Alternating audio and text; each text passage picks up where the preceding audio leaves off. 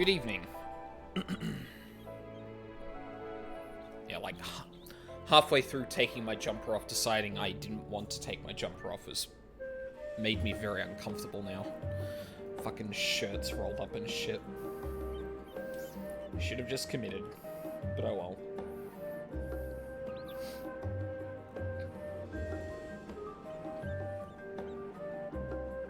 Looking good? We looking good. And hi, newest girl. Go to fucking bed if you're tired, damn it. God damn. Alright. So, a couple of things. I think going forward, I'm probably gonna do a little bit more of, like, just short streams going through maybe just 14 leveling, like, where I want to. It has come to my attention that the Road to 80 buff that I had up until I think the last time I streamed leveling Gladiator and Paladin disappeared. So now I am back to leveling at a normal pace, which is going to be significantly slower. So yeah, that kind of sucks. And that's probably going to carry on to pretty much anyone else I level at this point. I think if I do Samurai next on the character I'm planning to do it on, I might still have it on them. I think. But yeah, clearly that's running out, and yeah, that's going to be a problem. Well, I mean, it's going to be a problem because it's just going to take longer. On that note, I'm just gonna level through it as I feel like it. If I feel like streaming it, I will, but, like, especially when it came to Black Mage and stuff, like, the job quests were few and far between, and especially at the higher end, like, and I guess I won't get to, like, level 80, 90. But yeah, it's taken a fair while, so if I feel like it's going to take a fair while, especially for a DPS, I'll probably still want to do a little bit of dungeoning and stuff on them on stream, or whatever I'm using to level them. But yeah, it's probably going to be a little bit of off-streaming stuff for that.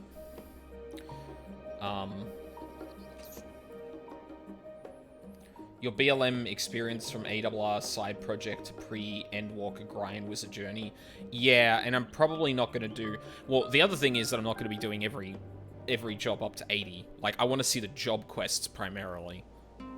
With Black Mage and that, I was like, no, I'm going to get to level 80, which I think was a mistake in hindsight, because it took me fucking ages to get through Black Mage.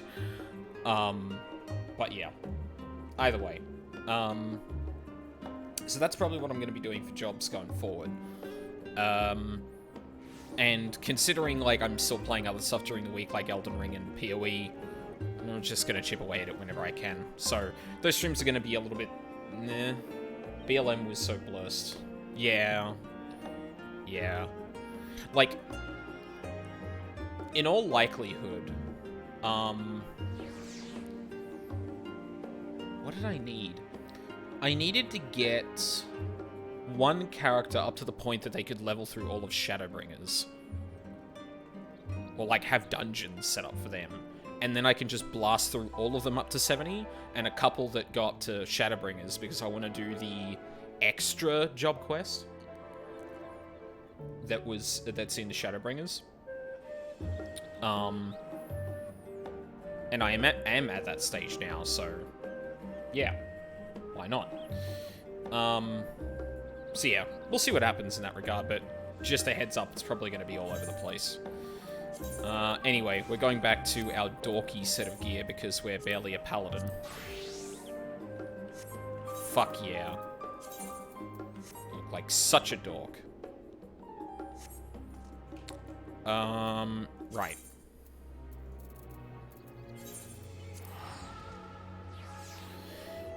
We'll do the 2 job quests I've got unlocked first, and then we'll go from there. By the way, I've heard some vague things about this questline, namely that it's shit. So I'm interested to see where this comes from. Apparently that level 80 cap quest is the trigger for pre-Garlemald Everyone Is Here scene. Apparently that level 80 cap quest is the trigger for the pre-Garlemald Everyone Is Here scene. Wait, what? What do you mean? What pre-Garlemald Everyone Is Here?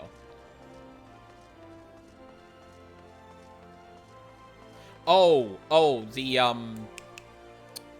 the bit in Alamigo where we're talking to all of the job trainers. I gotcha.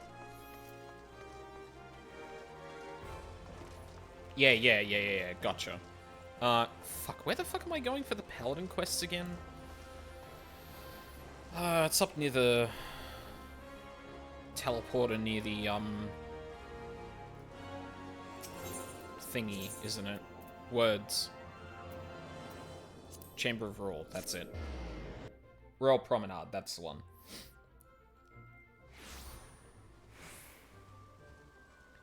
Wait, so does that mean... Oh, sorry, I get you. So, if you do the level 80 quest that unlocks for your job, you get to talk to people in that scene. Okay, that's cool. Hi. Fuck are we doing again? Captain Genlins wishes to teach you more of the Paladin arts.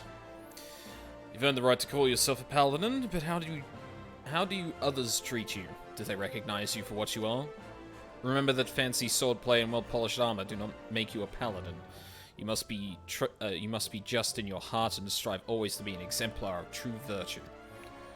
Once, not so long ago, the Sultan Sworn could walk the streets with their heads held high. When they marched by, the small folk would look upon them with reverence and gratitude, and no one was more respected than the captain, my predecessor. When I first saw him, I was still a child. My father had promised to take me to a local festival, but somewhere he took a wrong turn. He became lost and stumbled into a secluded back alley. Luck was not with us, because the next moment we found ourselves in the middle of a riot. Drunken hunters were firing arrows into the crowd, and we were caught between them. There was no way out. It was only a matter of time before we would be struck. That's when the captain... Oh my god. That's when the captain saved us from our plight. Never seen a sword move so swiftly. It flashed faster than my eyes could follow, and in seconds the hunters were on the ground, fleeing for their lives. The captain was gone down the street, slicing at their heels before my father had time to thank him. Even today I can see the captain as he was then. Blood on his sword. Armor impossibly bright in the sun. It sounds like fancy swordplay and polished armor was all it needed to take. I want a new game plus that part after getting Omni 80. Yeah, that'd be cool. I would practice endlessly with my sword, dreaming of bandits defeated and monsters slain. Even after I became one of the Sultan's Sworn, the memory of the captain still inspired me. I was always the first to arrive in the training yard and the last to leave. And so the years passed, and before I knew it, I found myself named Captain of the Sultan's Sworn. Yet the triumph was hollow, because by then, the honor of the Sultan's Sworn Elite, that very thing that had drawn me to the Brotherhood, was a mere vestige, like the discarded banner of a defeated foe. There were many reasons for the fall, but the loss of Oathkeeper... Yes, that was the mortal blow. The sword Oathkeeper was bestowed upon the first captain of the Sultan's Sworn by the then Sultan of Uldar. In time, it became our standard, the symbol of the oaths we had sworn, and it was treasured by each new captain for generations. Possession was proof of Sultan's sworn command. But then the unthinkable came to pass. Oathkeeper was stolen by the traitor, and shook our Brotherhood to the core. How can we be trusted to protect the Sultana if we cannot even hold on to the symbol of our fealty? We have been tarnished in the eyes of ruler and ruled alike. If the Sultan's Sworn is to survive, we must find the traitor and recover Oathkeeper. But the Sultan's Sworn have grown too weak. We cannot do it ourselves. We've been forced to recruit outsiders to help us in our cause. I have high hopes for you, my friend. It is a great thing that we ask. It is a great thing that we ask, and you must learn more of our secrets if you are to succeed. In Outer Lenosha, near the Hermit's hovel, is a grove where ringtails congregate. Pitting yourself against a host of the beast would be a fine way to hone the skills that I will teach you. In the grove, you will find another brazier, this time filled with a potent incense that will drive the creatures into a frenzy. Defeat your attackers and return to me. Okay. Yeah, I'm already getting the sense that the Paladin questline is bad. Here's a bunch of fucking oh god, the problem is, like, this could be played in a way that it's actually really good, where, like, that's kind of the point. Like, the Paladins start off really stuffy, and that was actually a huge fucking problem with, you know, why Oathkeeper was lost. And that, obviously, they have to kind of turn that around, blah, blah, blah. I get the feeling that might not actually happen, but we'll see.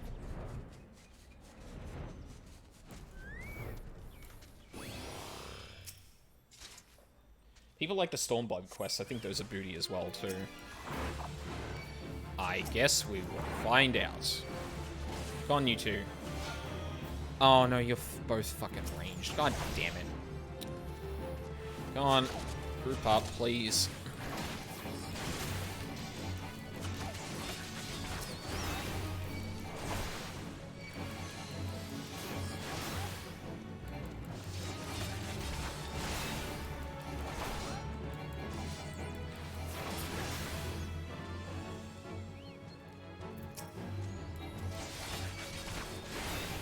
And, like, also, the form of this quest is just, like, really weak. Like, here's a bunch of history about the Paladins.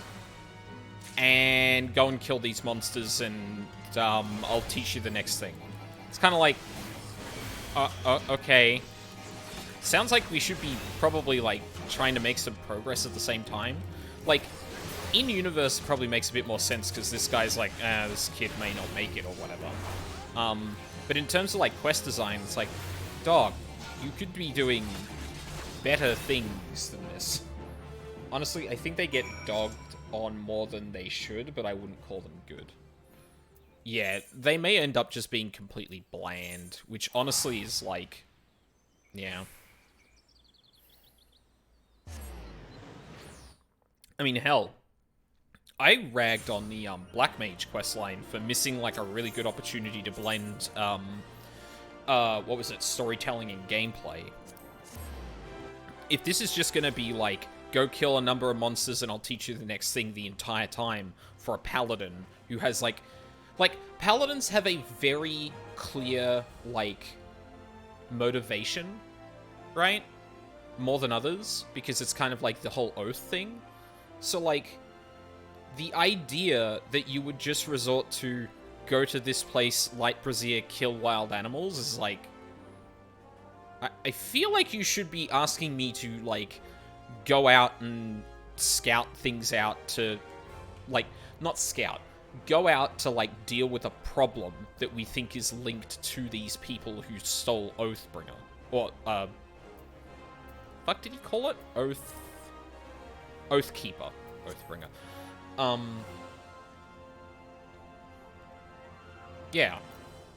Like, that would be more in line with, like, keeping people in, like, keeping to the oath, protecting the Sultan, and all of that shit. Well done. You've taken the skills I taught you and made them your own. Still do not have a word of where the traitor is hiding, but I will inform you the moment I do. Until then, continue your training. Wow, that was the end of that. Oh god, this is gonna be bad. That was just a front-loaded... That was front-loaded exposition, followed by go kill these animals. Okay, you did good. Oh my god, no. Oh, combo. Captain Genlins has another lesson to teach you. Welcome, Paladin. You should know that word of your deeds has reached me. Few of those who follow the true Paladin path without misstep, but you are one of them. I'm proud to call you brother. You have kept the faith, and in return, I must have faith in you. It's time that you knew the truth, though it is hard to share, for it is a shame I would rather keep hidden from outsiders. Perhaps you remember when I told you of the traitor and the sword Oathkeeper that he stole. His name is Sogzagil, and he was my predecessor as a captain of the Sultan's Sworn Elite. Yes, he was the same man who I had admired as a child, of course, inspired me to take up the sword and follow the way of the Paladin. He was the paragon of Paladins until that is, he changed. Some years ago now, there was a struggle for influence between the Sultanate military and a faction within the syndicate known as the Monetarists. The latter emerged triumphant. Yeah, it's just a name. How could that possibly be hard to pronounce? It's not like it's basically Welsh or whatever. Wait, no. Gaelic? Oh, fuck, I forget which one of those.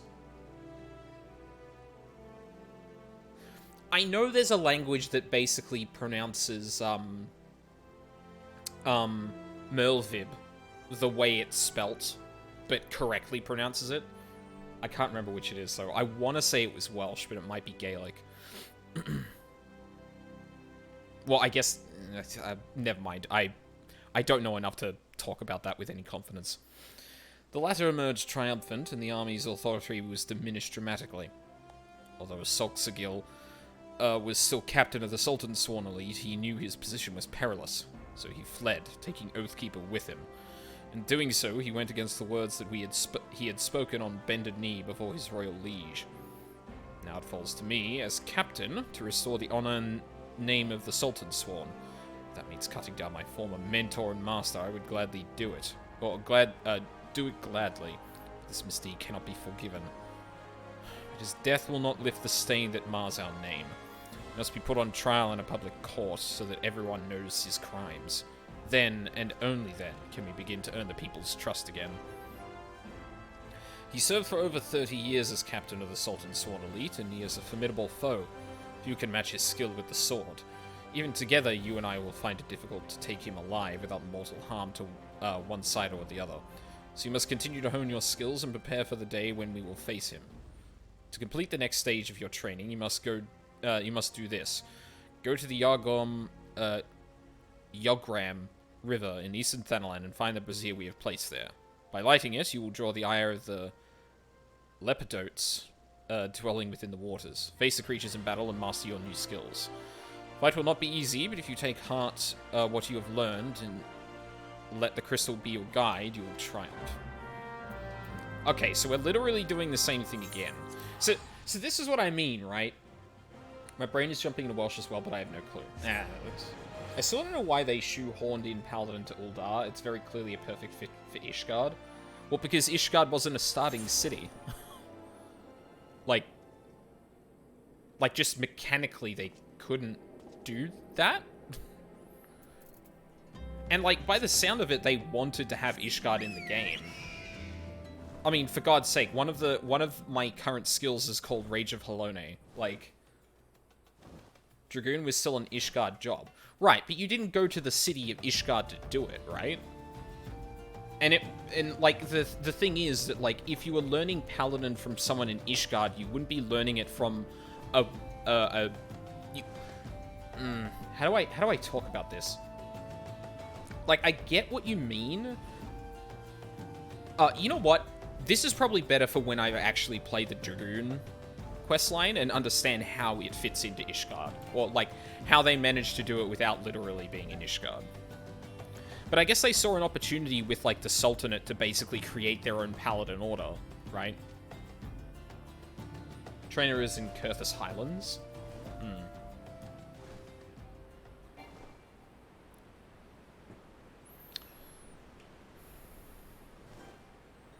Yeah, I suppose.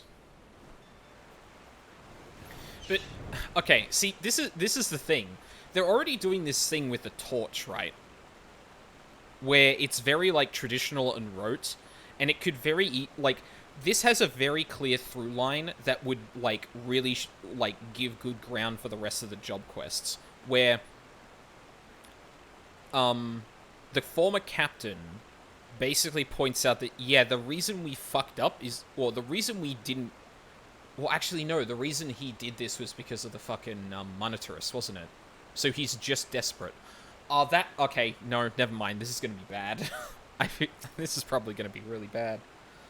Because there's a really clear through line you could go through, right? Where the Paladin Order is too stuffy. And the way they teach you in that is trash. It was the reason that we lost, so much, standing with the people of Uldar. I think we need to change that. And when he's not able to do so, he fucking leaves. Right?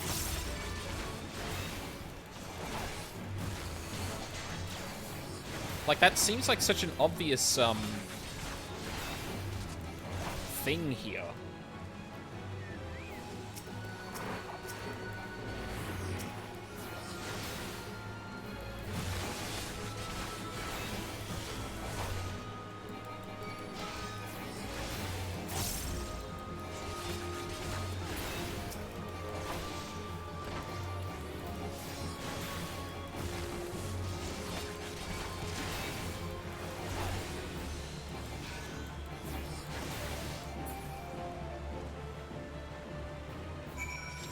Like a Soul Calibur character said, "Man, I'm gonna need that sword though on the way out."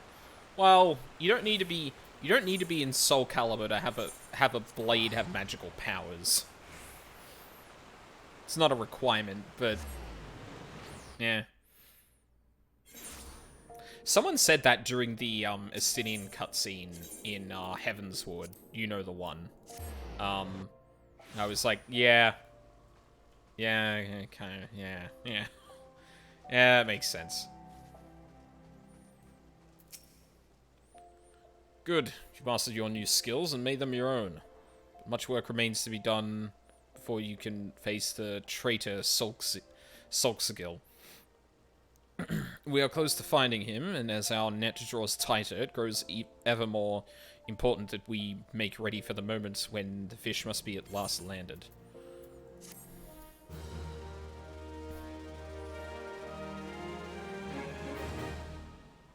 Wow, that, like... See, here's the weird thing, too. This is also an opportunity for the storytelling to be taken up a notch. Where, like, I've said this before, but a lot of the really good storytelling in the video game is a result of,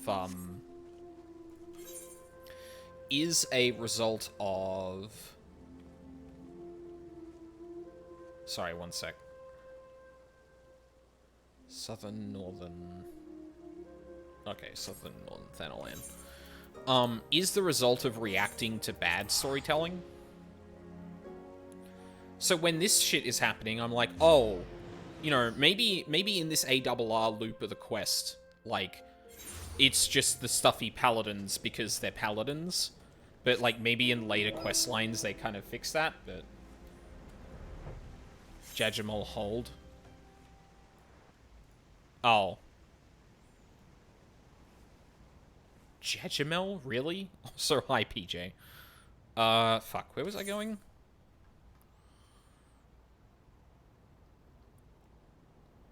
Zanrak. Oh, never mind that.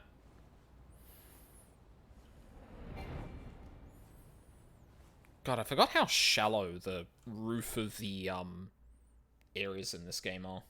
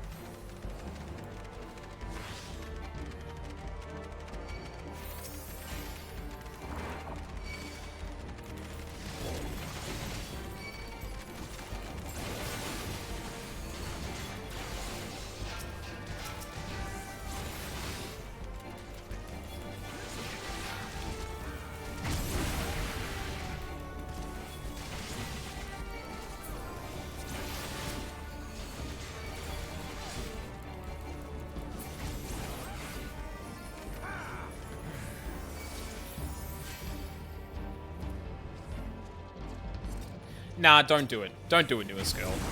Let me experience it.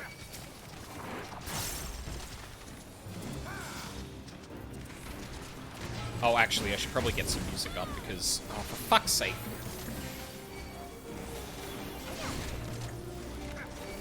Okay. Alright, I guess you're gonna be a fucking asshole.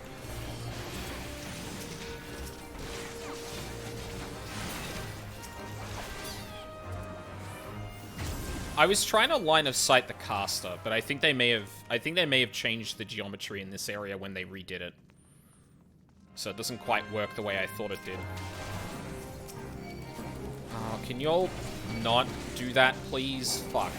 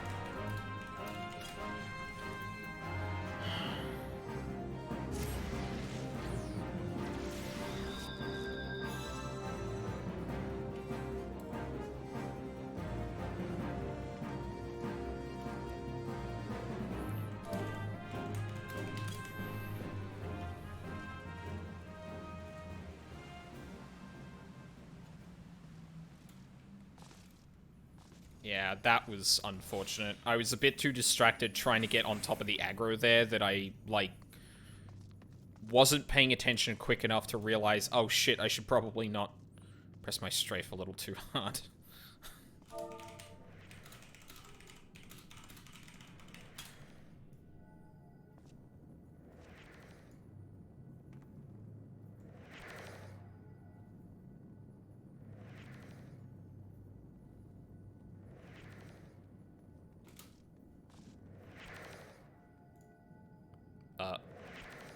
Don't we need this one?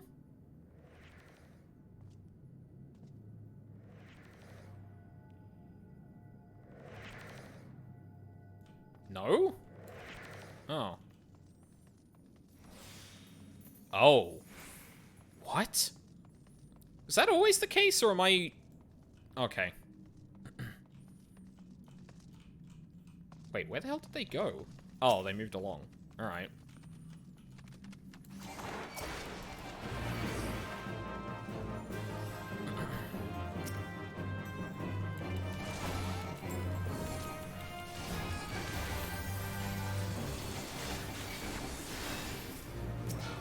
Oh, fuck's sake. Goddamn casters.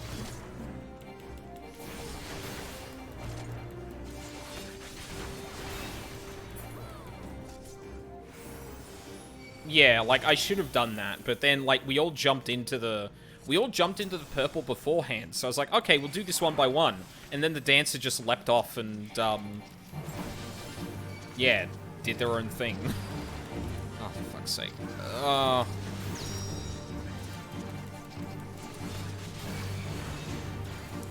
Come closer. Thank you.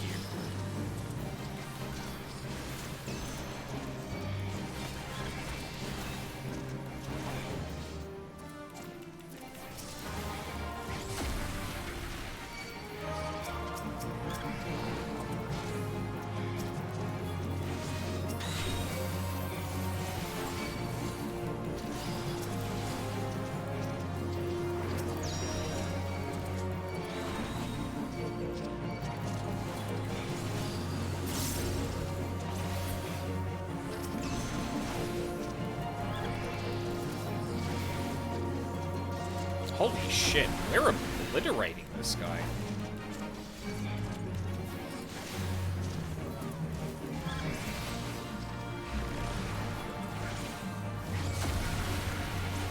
may need to move now. Yeah. Fuck, where's the next one?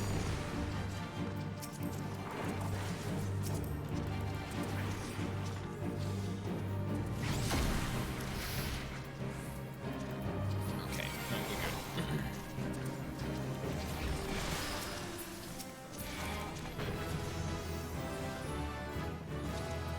Yeah, we did blast him. Like, usually that takes like a good, another 2 ad rounds in a different crystal to get him down. That was fast as fuck.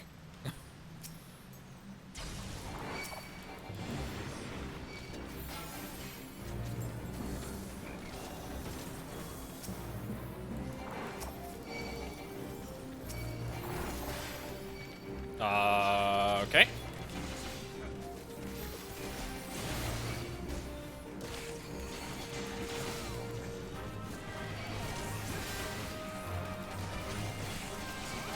Oh, come the fuck on. Why? Why? Why? Why? Why?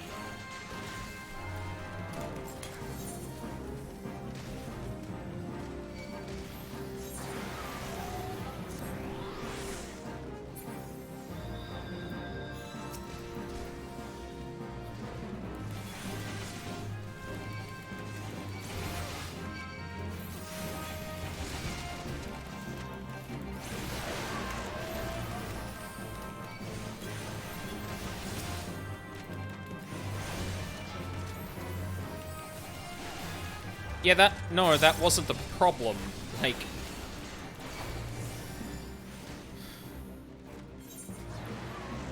you didn't get, like, fuck me.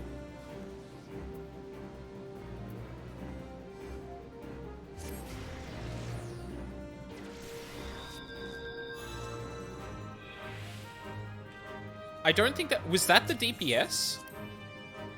I thought it was the healer that, ran over to that other group. Maybe I wasn't looking? Or maybe I, like, saw the wrong person? I don't know.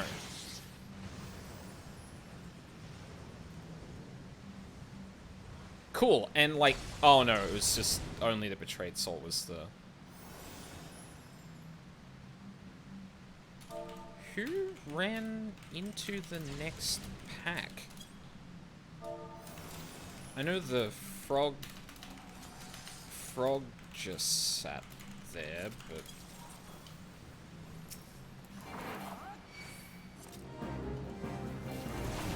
Yeah. Can someone review that footage?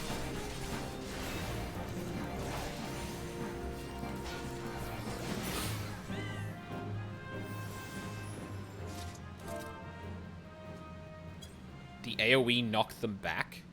No one was in AoE range. Are you... I feel like someone's bullshitting me here.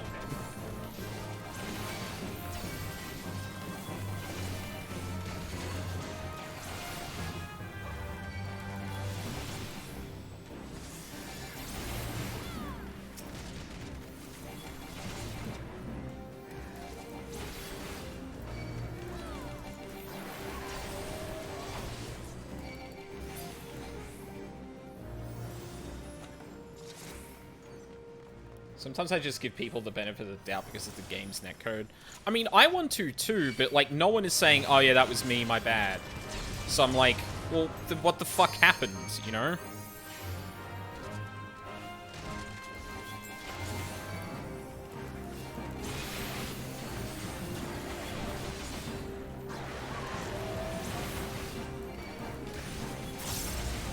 Okay, newest girl, you're absolutely right. But walking over to... Are you fucking for real? Every time this happens, I stop getting healed. I think this might be the healer. Oh, okay, yeah. They said my bad this time. I think that might have been a misclick.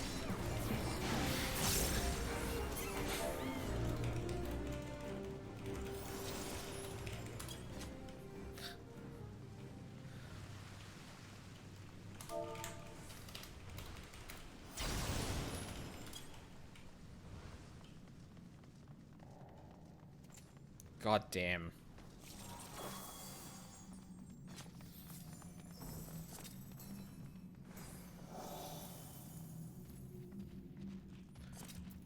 But yeah, like, newest girl, there is a difference between, like,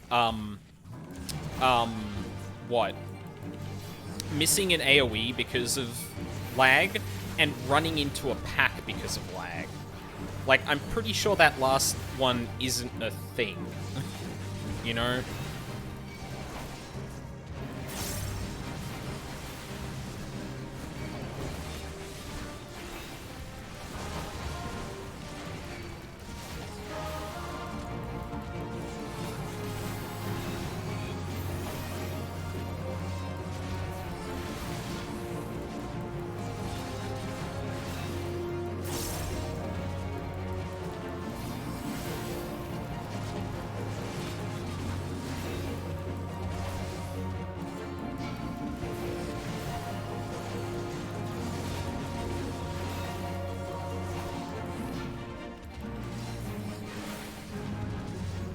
Sometimes the game do be funky.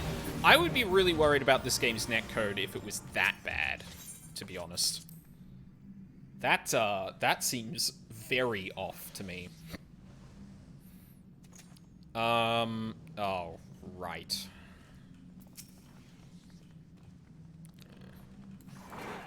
Skeleton warriors.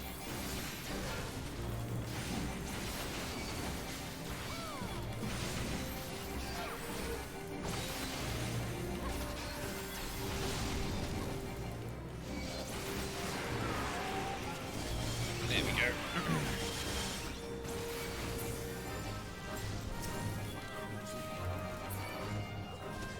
See, like, the group is clearly coordinated and good enough to do that. Like, this is just people fucking up. Uh-oh.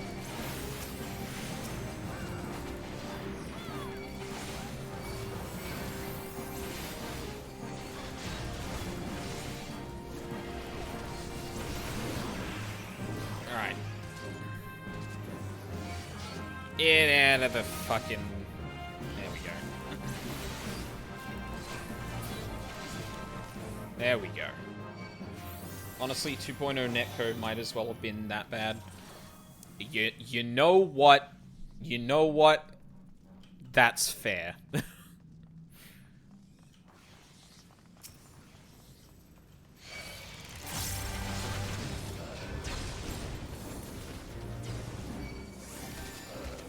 Oh. Oh, I missed one of them.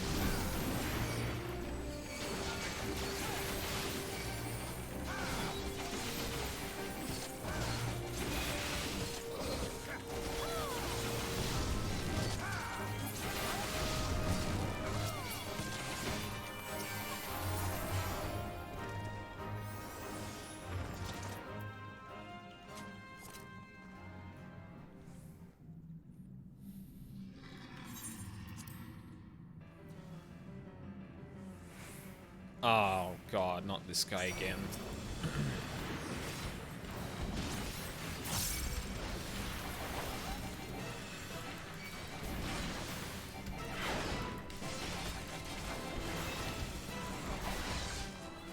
Wait, what? You're going for a crystal already? What? Oh.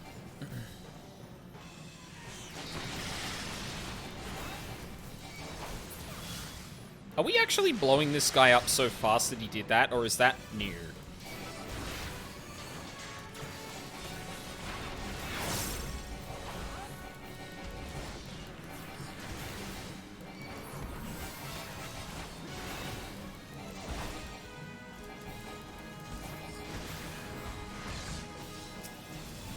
I think we might actually just be blowing him up that fast. Holy shit. Someone on this team is doing shitloads of damage to the boss.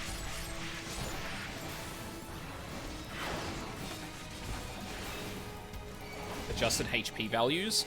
Well, I feel like I did this with Charles after the rework, and it wasn't this quick. Like, I know for a fact he got multiple of the combo attacks, or like the big slashes, targeted at him per phase, or at least like one per phase. That was the first one we saw.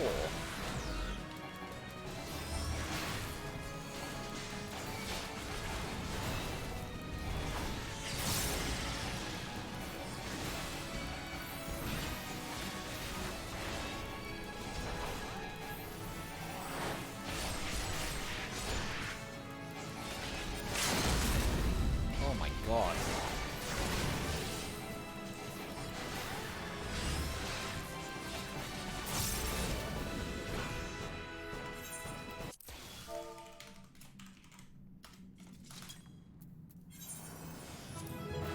Okay, there's the music. I was gonna say, what the fuck?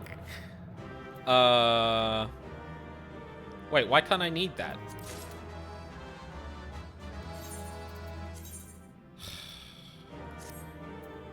Wait, I couldn't need it, but I got it anyway? What? Huh?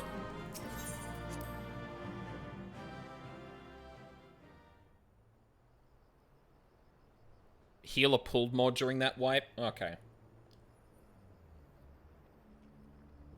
I see. Poisoned hearts. Alright, back we go. No. God damn it. Actually, while I wait. I've already got that going.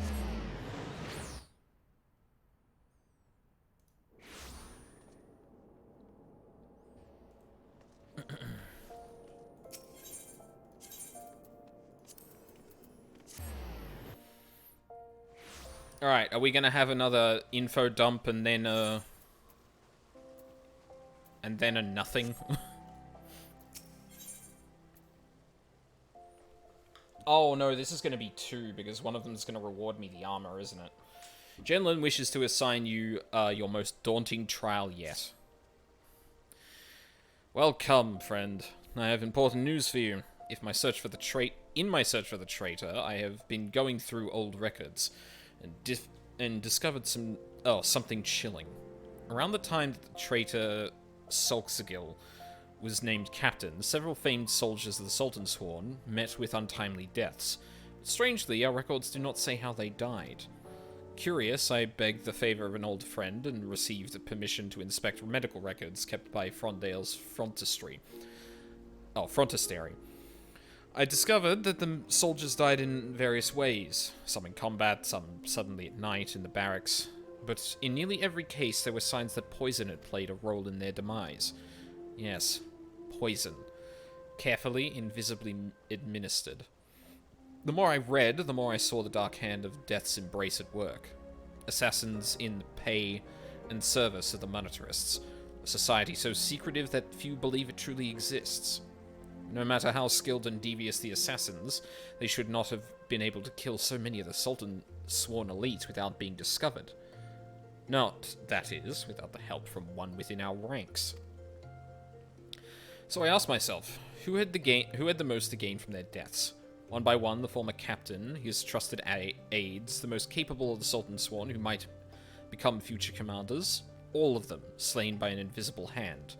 And with their deaths, the way was opened for Solxagil to become the Sultansworn's youngest captain in a century.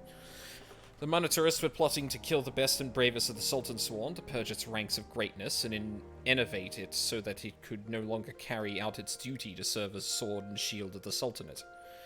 Which begs the question, how did Solxagil remain captain for 30 long years? How did he avoid the poisoner's kiss when men better than him had succumbed? There can be only one explanation. He was the monetarist's catpaw, the turncloak in our midst. Needless to say, I am more determined to track him down than ever before. While I continue my investigation, I have a trial for you. I want you to seek the gallant armor, the legendary raiments worn by generations of the finest soldiers of the Sultansworn. In accordance with the Sultansworn tradition, the set that would be yours has been scattered across southern Thanalan. Each piece has been locked within a coffer, which will be guarded by 2 men. You must best the Sultansworn themselves if you are to claim their armor. Okay, this is at least somewhat interesting. I thought he was literally going to send me off on another, ha ha ha, Um, everyone dipped, so you got everything. Yes, I saw that. The problem was that it was not The problem was it was not letting me roll on the thing that I could now equip.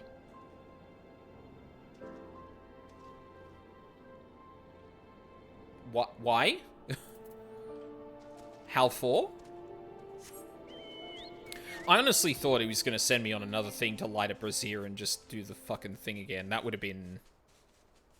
That would have been really, really awful.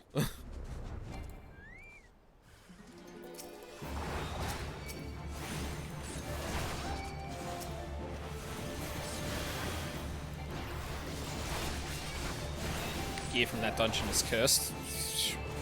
Evidently.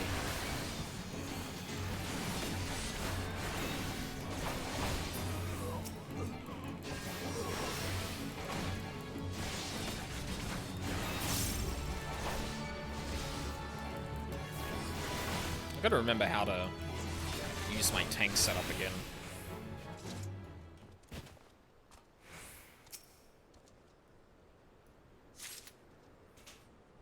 Okay. Yeet.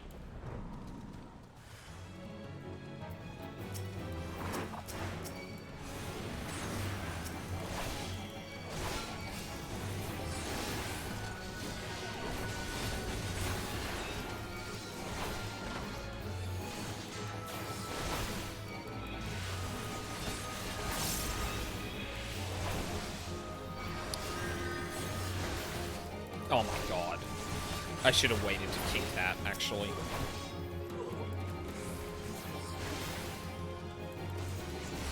Yeah, right. Also, I'm just gonna say it. If you didn't discover that that shit was going on for 30 years, maybe your order should have just died. Like, holy fuck. How could you all not have put that together? You're telling me, like by the sound of it, it was high single digit, maybe double digits of people died around like a similar time in order to get,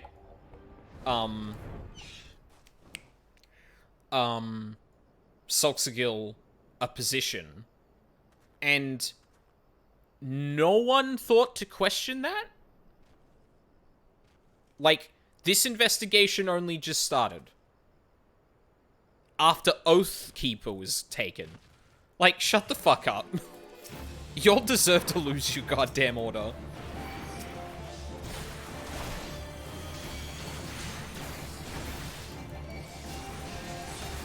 Oh, I guess I can also interject too, can't I?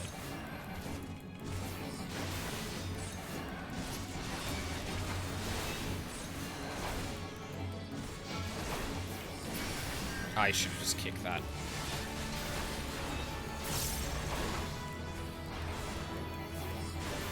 Free market paladins at work. Oh, you must have gotten fair. I mean, there's no way someone could, like, usurp our method of just picking the person who's next strongest. Nah. Never happens. Could never happen.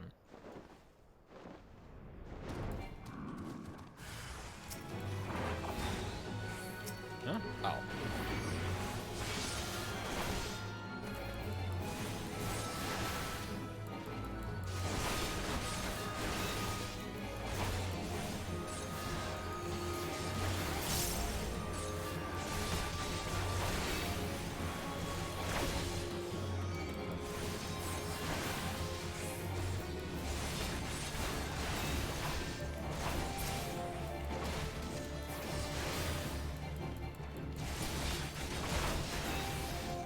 Newest girl, it sounds like you're just saying things.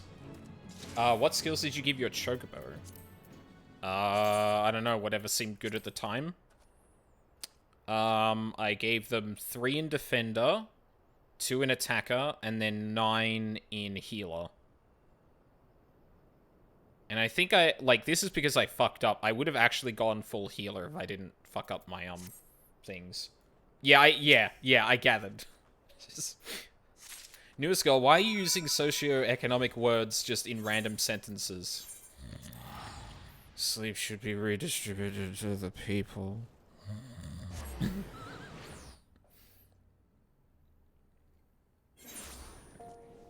hours to go. Oh, you said something about that before. Staying awake for the Guilty Gear stream at 6 AM. God.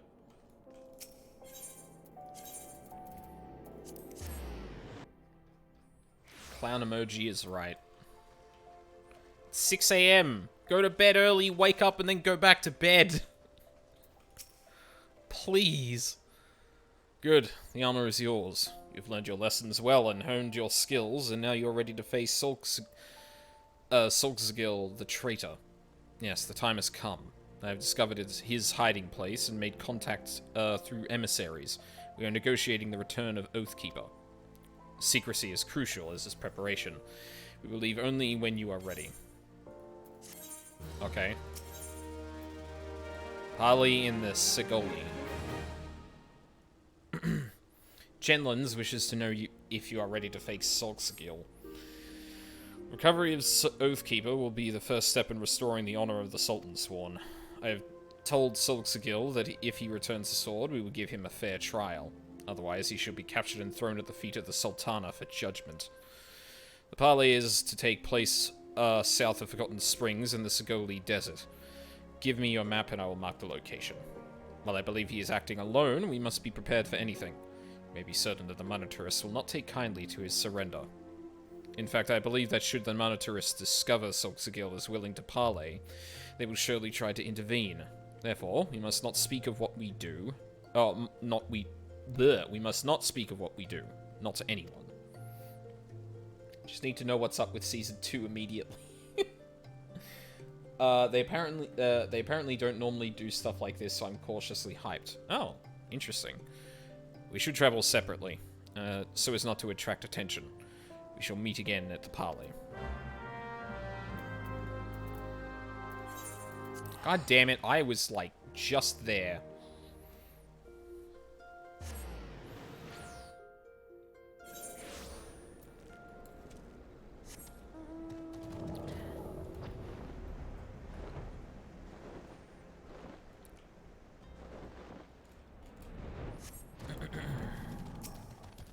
Sword in the ground.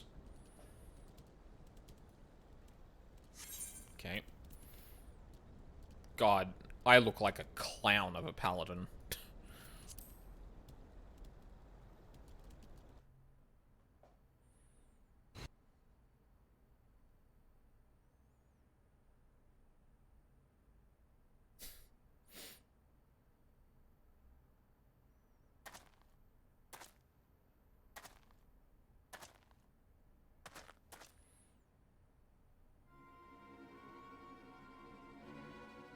Oh no.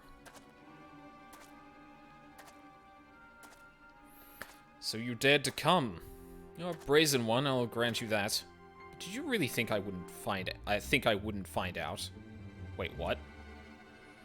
Come, come, confess. My allies within the Sultan Sworn have told me the truth. I know you're working in league with the traitor and the Monetarists. Oh no.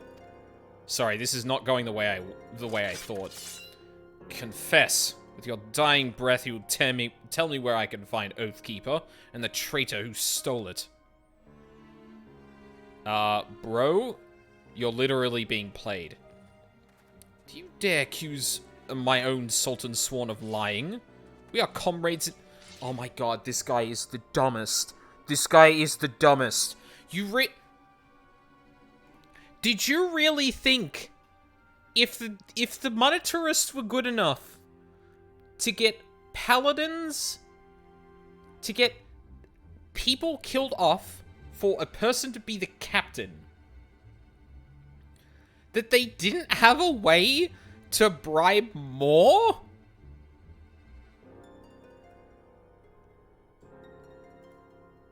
This fucking order should have died. Do you dare accuse my own Sultan Sworn of lying? We are comrades in arms, every one of us, bound in brotherhood by our oath. I would trust them with my life. What is your word when set against theirs? We know the meaning We know the meaning of honor. You are a naive fool. I suspected you from the beginning, ever since you showed me the soul of the Paladin that traitor Solskjaer gave you. You were, no matter how briefly, a Paladin, and as such you are bound by a code of honor that is unforgivable, is as unforgivable as it is noble. Traitor! I sentence you to death, and decree that your body shall lie here and feed the crows. Okay.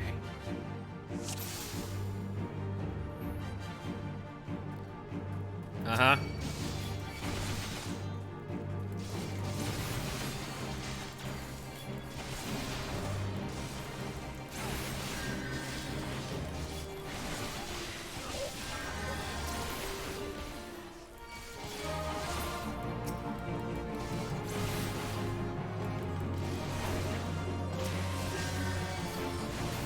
Oh, god damn it. What the fuck? Die, damn it.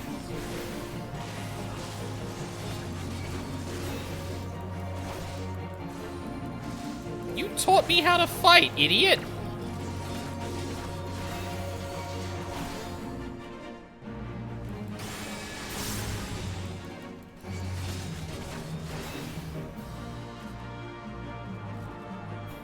How dare you use your arts against us? I'm sorry, I could only be in Paladin for this bit.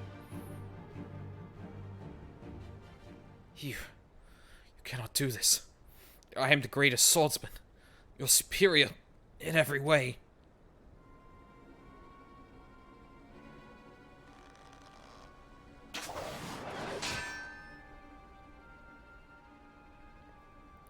You were blinded, Genlins, by your own conviction.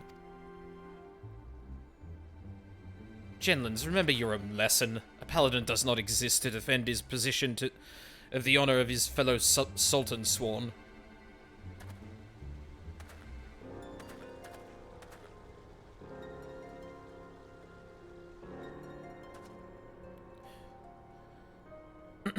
Those men were assassins in service to the monetarists. Oh god, I can't do the fucking accent. The moment you outlived your usefulness, you were to be killed. You and this free paladin of yours. Liar! You are their agent. You betrayed us for them.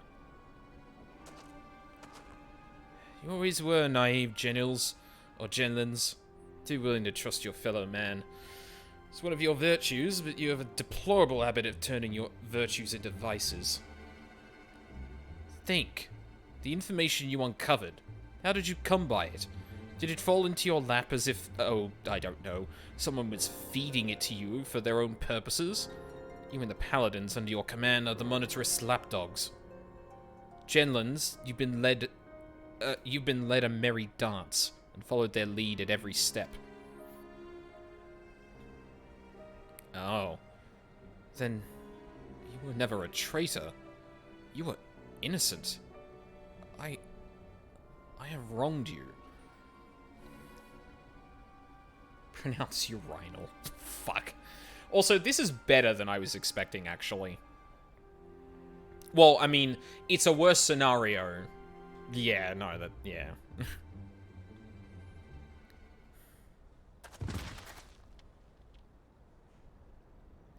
Sorry, I almost beat him to death. Easy now. Your wounds aren't mortal, but you still need to rest. I'll take care of the captain. He's had worse, and we'll have him back on his feet soon enough. You've become a fine warrior, and learned all there is to know about the way of the paladin. Perhaps that you were not aware just how much you've grown. Well, it's time you were made aware of paladin.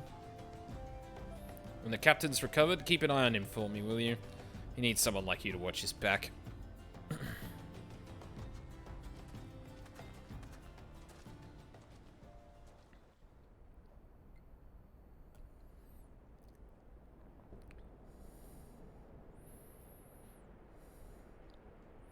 I don't think I got the gear yet, though, did I? Oh, I did. Oh. You're not having the body armors, For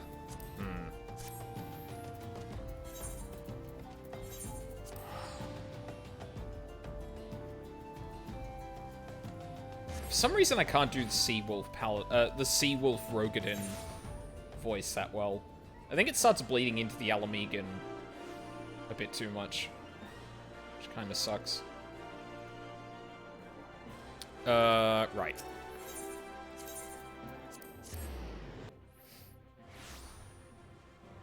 I could have looked like a totally different brand of fashion disaster. True.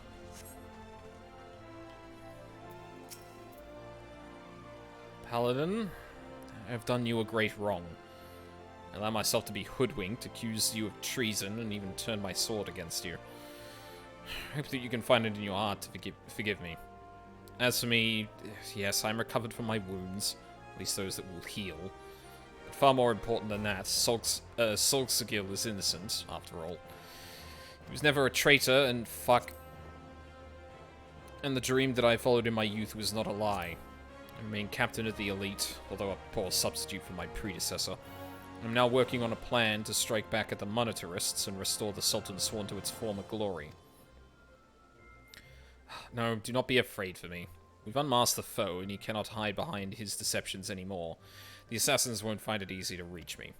For now, I will bide my time, marshal my strength, and when the time is ripe, strike hard at our enemies. Call it the no shirt, no service face. True.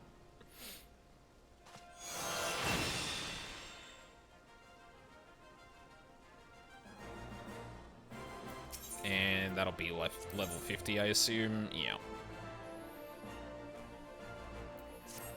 God, that's a huge cooldown on Hallowed Ground. Oh. Back to Zamail. And also back to wherever the fuck I was going.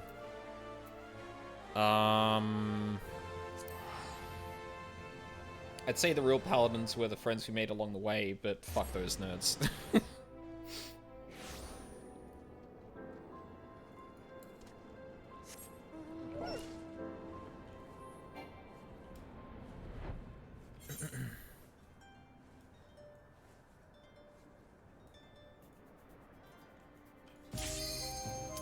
Wow, been getting that really quick.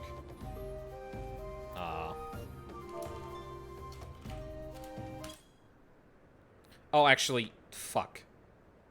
I shouldn't have done that. Oh, God. I don't know what I originally set it to. Ah, whatever. Ah!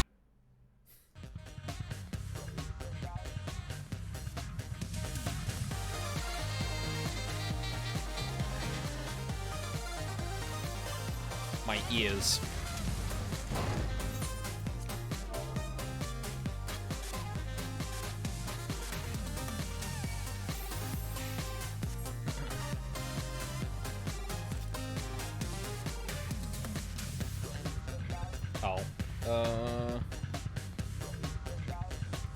Wait, why aren't you visible? There we go.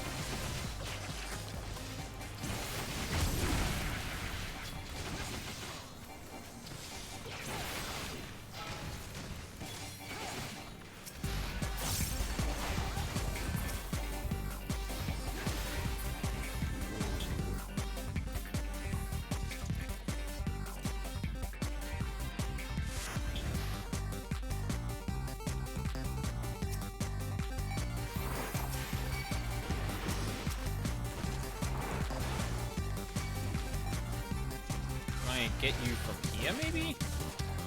There we go.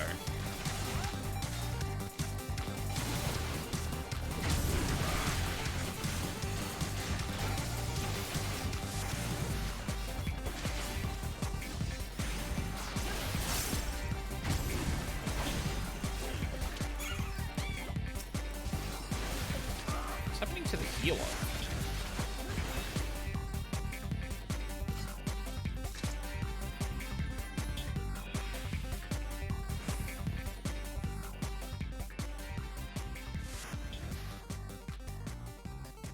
Chocobo stable gates, yeah.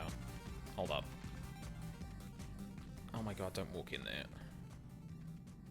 Alright. Thank you, friend.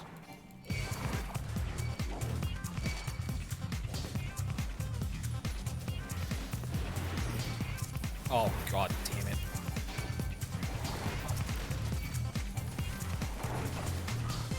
They don't know to get in the thing.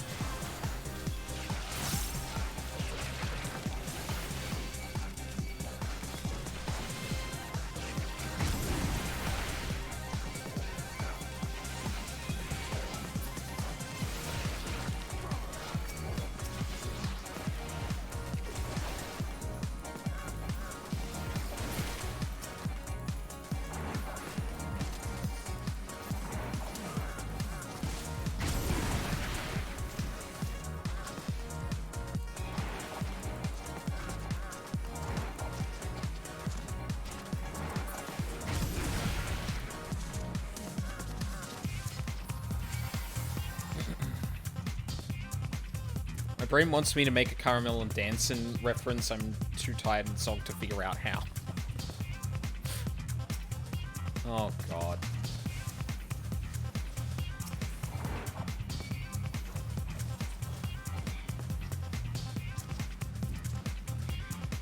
What the... Have I got... Have I seriously not got, like... Oh, maybe the throw just didn't do enough damage. I don't know.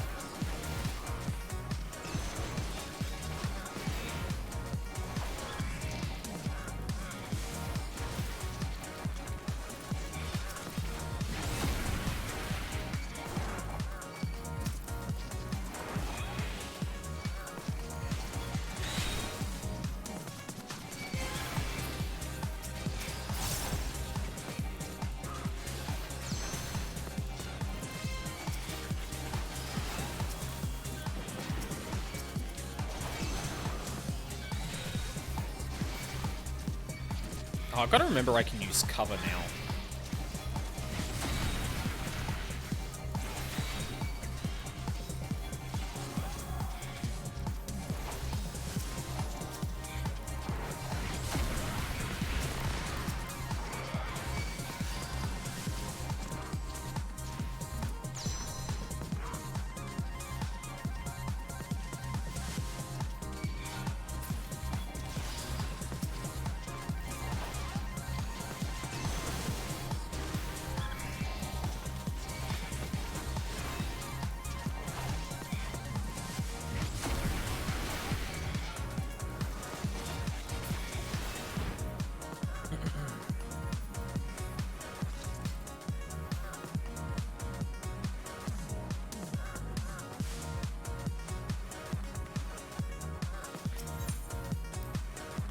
Still getting a lot of XP. I guess it's just not as disgusting as before.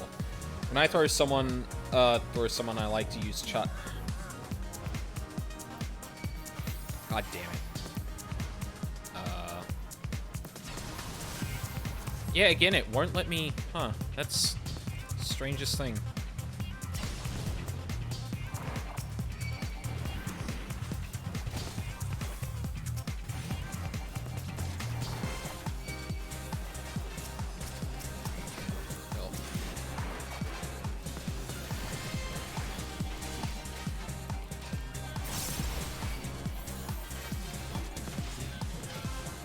Oh, right. Goddamn.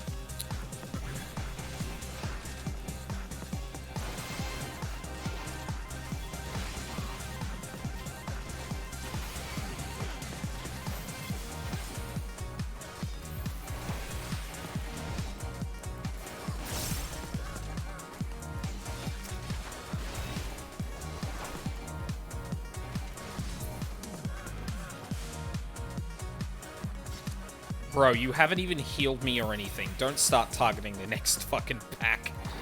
Come on.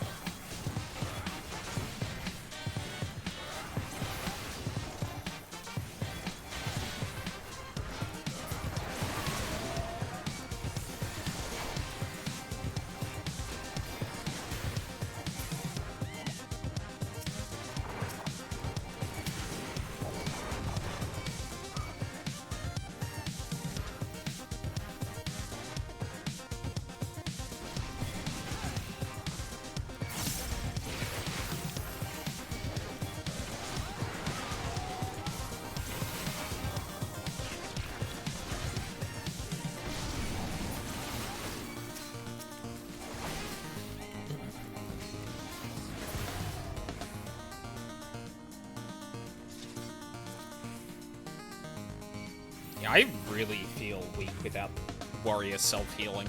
I'm not gonna lie. I mean, obviously I'm level 46, like I don't have that many tools, but yeah.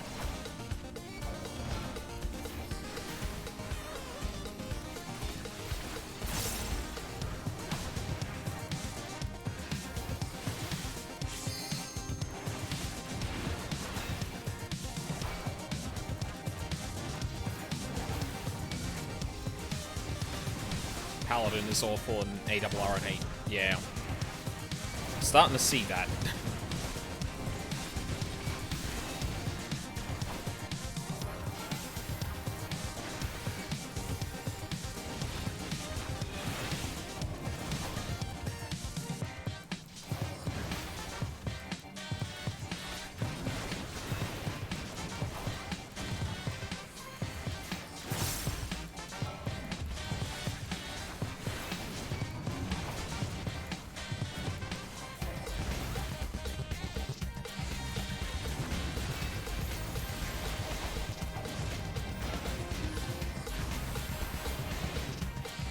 Ugh. Oh, that was a knockback.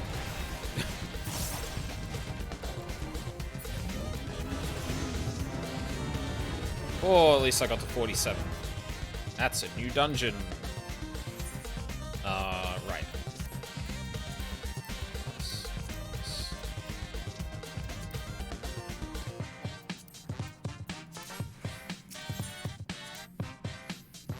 Once you get your magic phase stuff in 60-70, the job is infinitely more fun. Guess I got a long way to go then.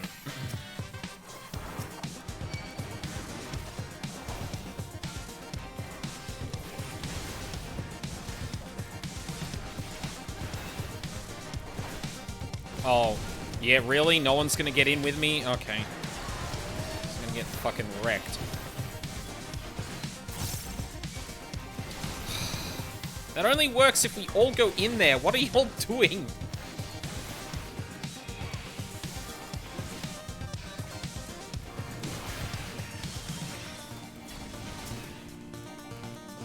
Ne-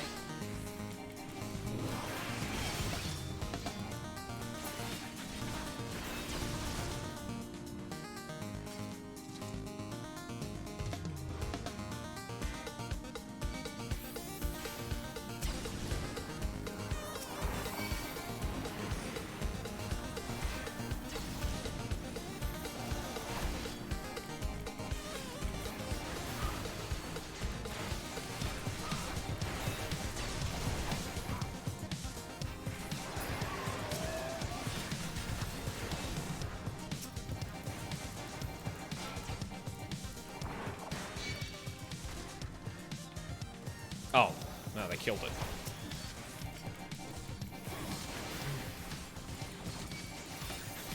Imagine not having a damaging AoE here as a Paladin. Oh, right, that used to be a fucking, what did that used to be? A blind? Holy shit. I mean, I guess it's extra mitigation, which, like...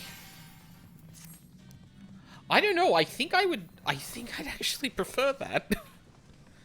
Like, so long as everyone else was actually doing enough damage, like, it wouldn't really make a difference, you know? Ow.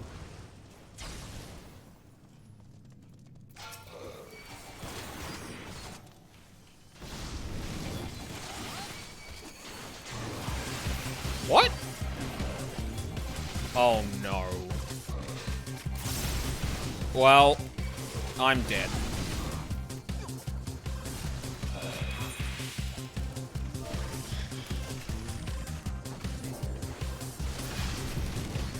They stand in the explosion?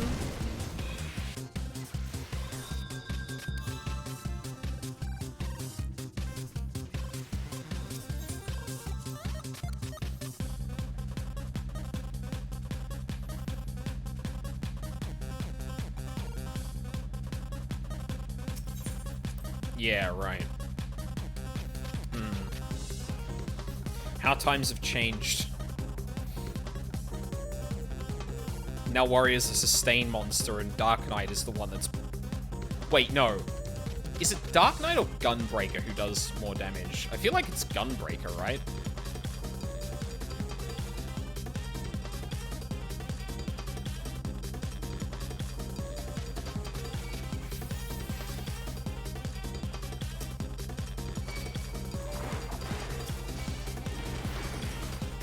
Alright, so we killed 2 skeletons.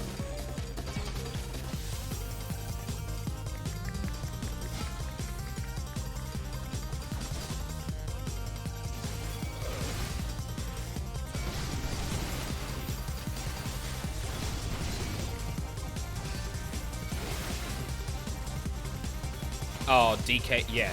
Dark Knight bursts harder.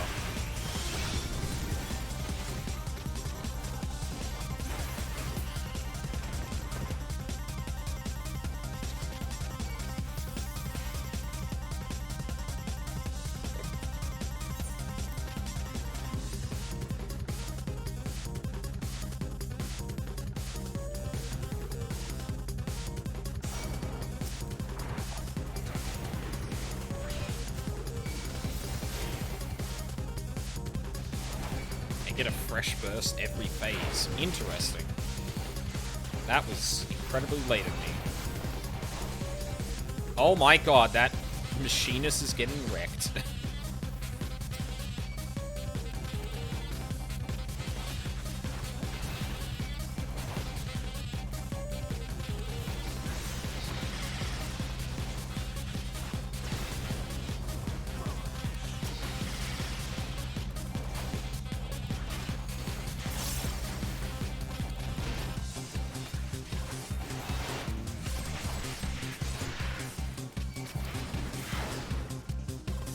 Be closer to your center to dodge that, I think.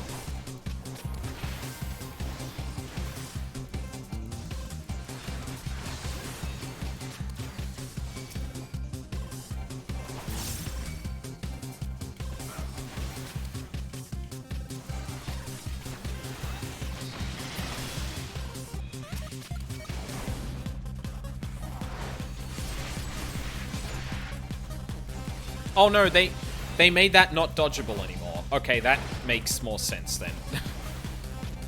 Because that was actually silly that you could dodge that. Oh my god.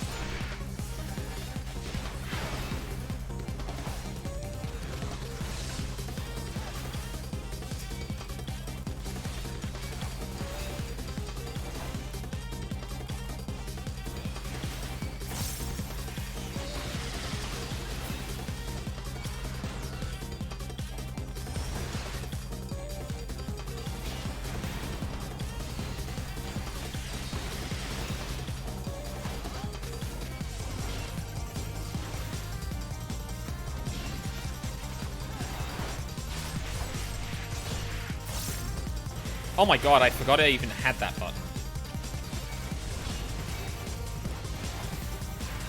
Wow.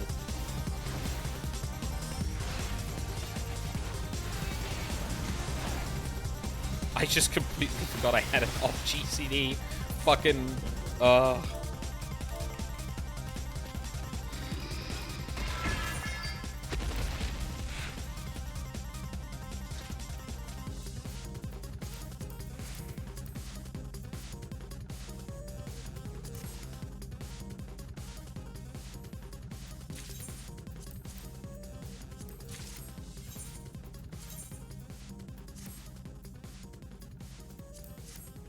Nice.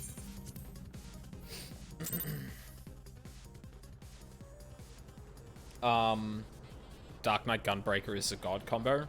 Really? Even with, like, Warrior's stupid regen? Like, they heal as an off-tank, like, to a ridiculous degree. I feel like that would probably be the thing, wouldn't it?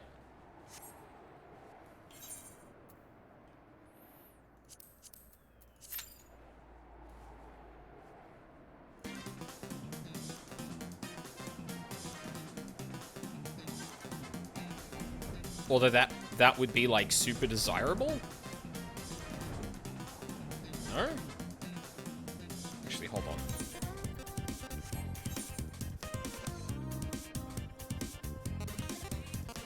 No, not you. Tempered Orator. Should be here. Why did I have to come here when there was fog?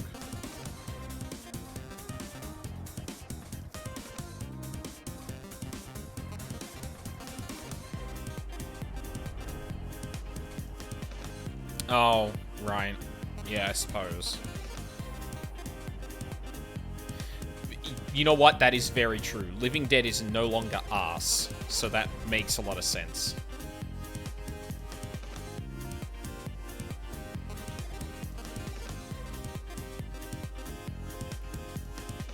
Aha.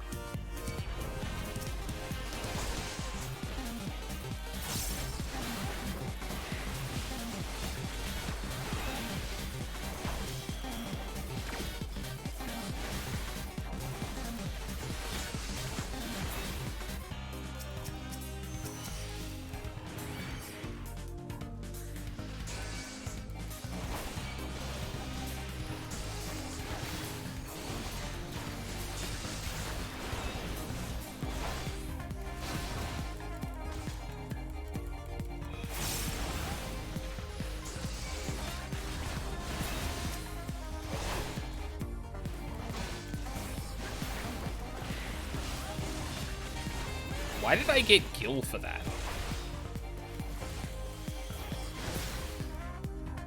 Well, I guess the idea is that that gives you more XP to level up your buddy. Primarily. Plus, Living Dead is nice. The lead is so spicy, hallowed brown on a short CD. Yeah, true.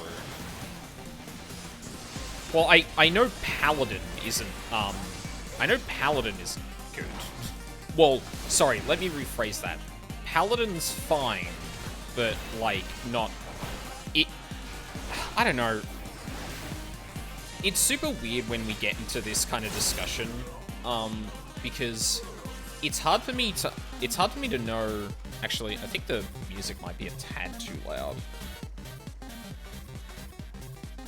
Yeah, that might be a bit better. Because it's hard to know when people are, like, exaggerating when it comes to that shit.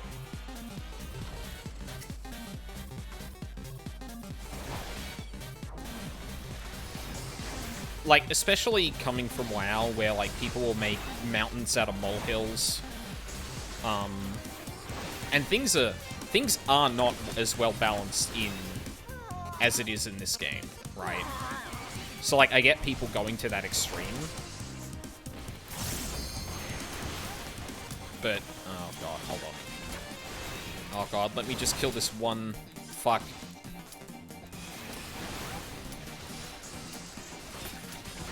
Alright, I'm good.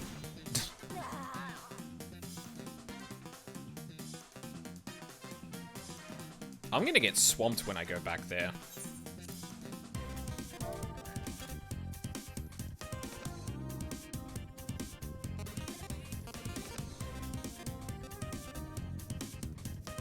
Balance has been interesting. Shadowbringers is much tighter. Yeah, I'm getting that impression. Like, especially with tanks healing and stuff like that, seems like fucking not nearly as much of a problem as previous expansions.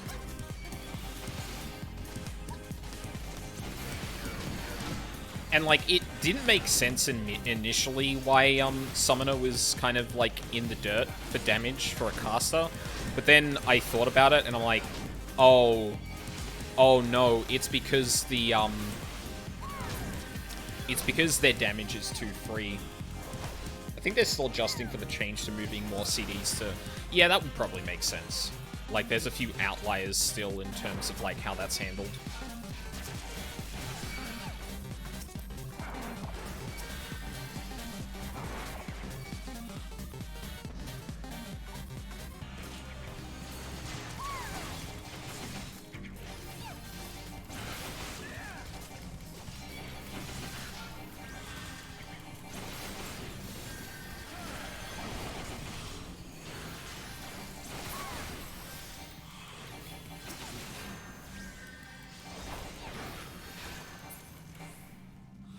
Cool.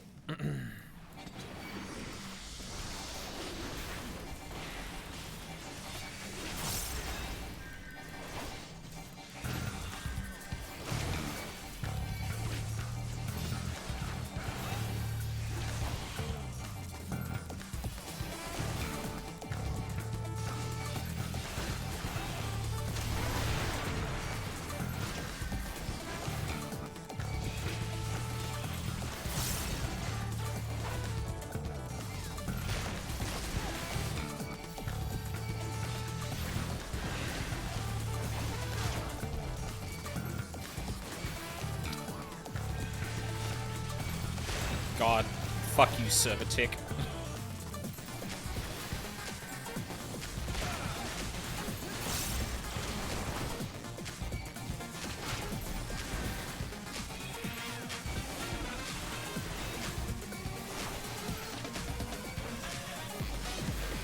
Come on, cast something, idiot. Do it. You won't.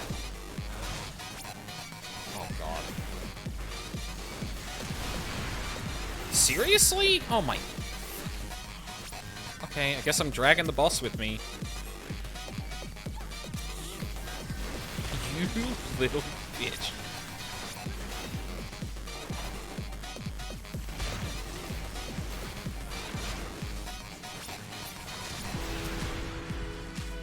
Oh.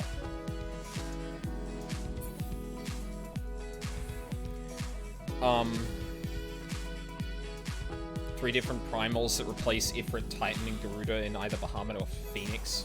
That might not have the source people are asking for. Yeah, I am very curious what they do with that going forward. The dance is still not...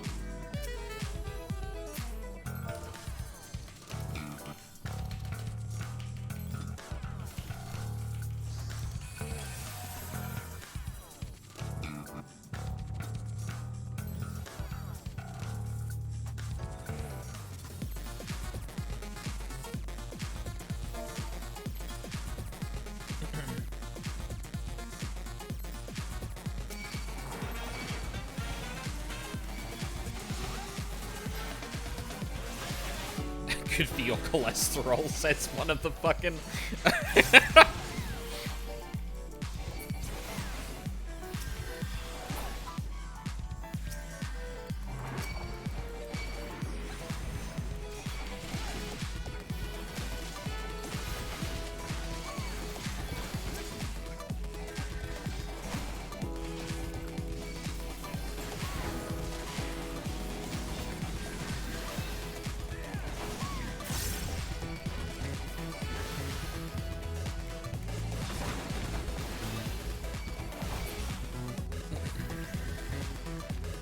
Prime Monk for the Masterful Blitz stuff. I wonder what they primed Summoner for.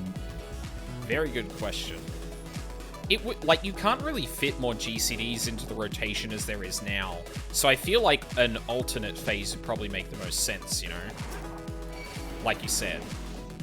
But, like, what they actually do, I think we might want to grab these two.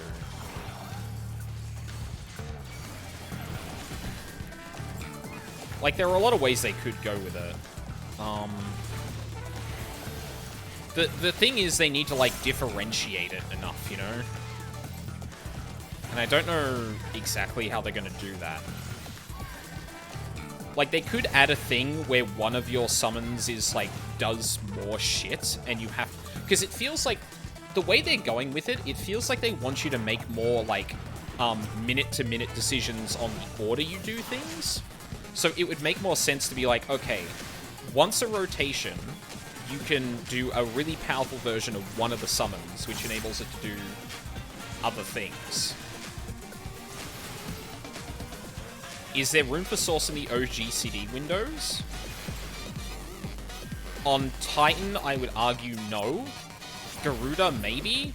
Ifrit, definitely not. Well, I mean, Ifrit has hardcast, so you're not getting... You don't really have any OG CDs there. So honestly, trying to do something like that would probably make it pretty stale. I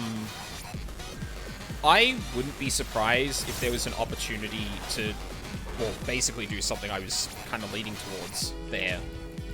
What is wrong with my sound? Oh, there it goes. Weird. I need new speakers.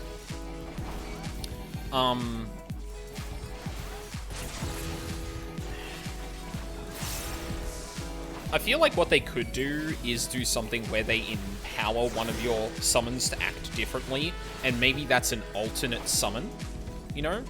So instead of summoning Garuda, you summon, fuck, I don't know, Ramu.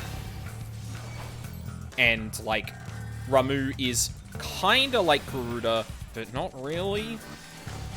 Or, like, it has, like, extra stuff going on. Like, maybe it's all quick casts instead of, instants. But, like, it has, like, some kind of utility to summoning her instead of... Well, summoning him instead of Garuda. I feel like they could do stuff like that. And then you have to think also about, like, okay, which of these summons am I going to, use here? Has to be Ramu, Levi, and Shiva. That would make the most sense.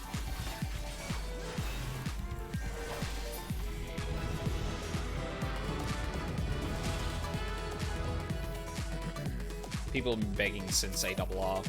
Well, yeah, I mean, there's stuff in the,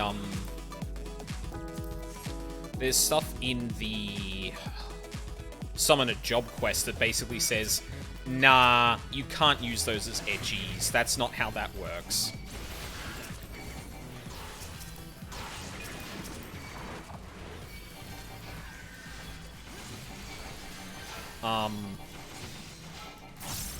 But now that they don't really have to tie the abilities to job quests anymore, maybe they'll go, fuck it, let's do it. Please? Oh, God.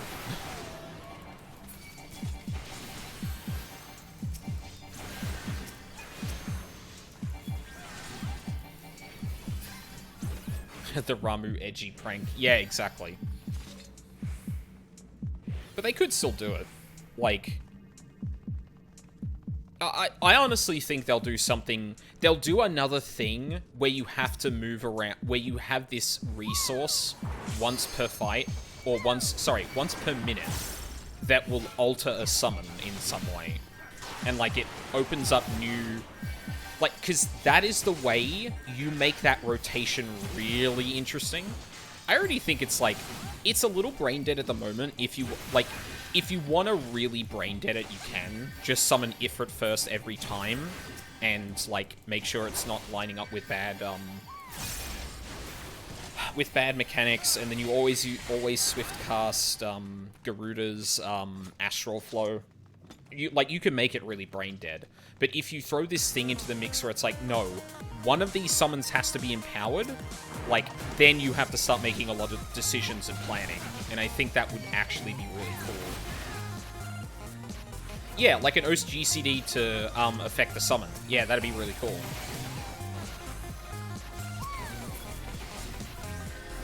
It could also... it couldn't be like a Kaiten, because you don't really have room to put in... Actually, no, that's not true. You could make it a Kaiten. So, like, before one of the summons, you use an on-GCD instant to empower the next one, and then you summon. Yeah, and you need to decide which to spend it on, yeah. Because that, that basically follows through on the decision game that the job currently has, but also elevates it. Because you can't just go, or it's not just about going Ifrit, Garuda, Titan. It's thinking, which of these do I have to, or which of these am I going to empower, and is that going to shoot myself in the foot? Like, maybe if you use your instant, maybe if you use your empower on Garuda, it's casts now, but it's much more powerful, or it, like, does other shit, right? But if you empower that at the wrong time, suddenly you've lost a big source of instance. I think that would be really cool. Sam mains would mold so hard. No, you're right. They take Kaiten away from Samurai and then give it to Summoner.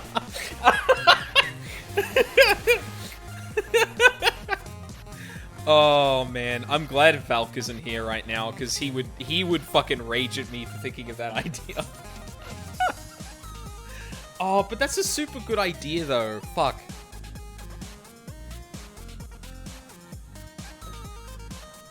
Oh man.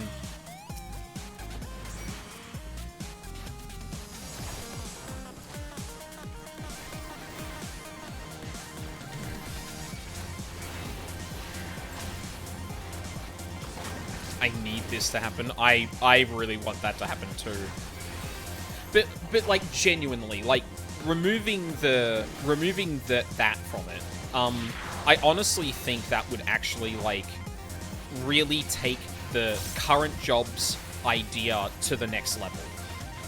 It's like, all right, it is a little brain dead because you can kind of play it safe, and like, but if you, the way you implement the empower could easily be a situation where if you're not actually thinking, like, you're just not playing the job well. I can practically taste the soul, I know. So can I.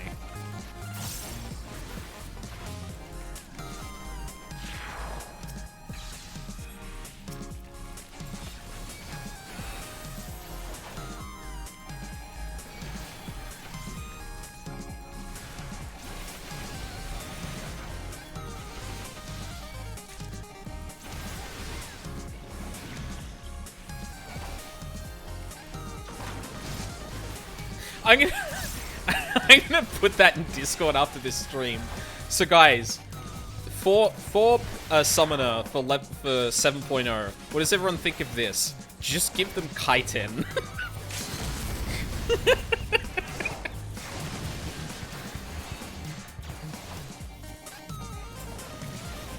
It'd be super good, come on.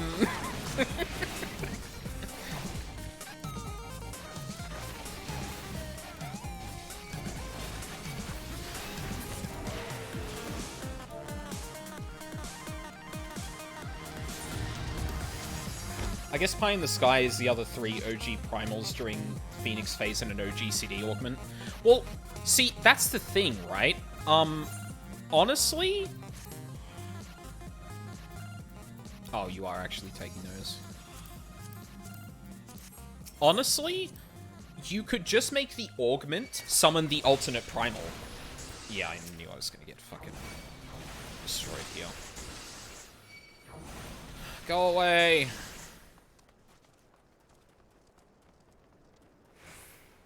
Maybe the augment is Alexander. Oh, you're thinking like the augment is like an entirely different primal altogether? I actually really like the idea of the augment like changing who you summon. Wait. Hold on. Hang on. Okay, sorry. Very important research about to happen. FF14 elemental chart.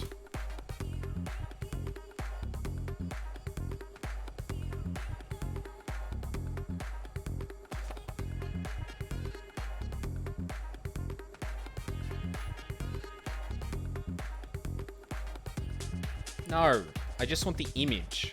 Open image, thank you. Okay, hold up. Want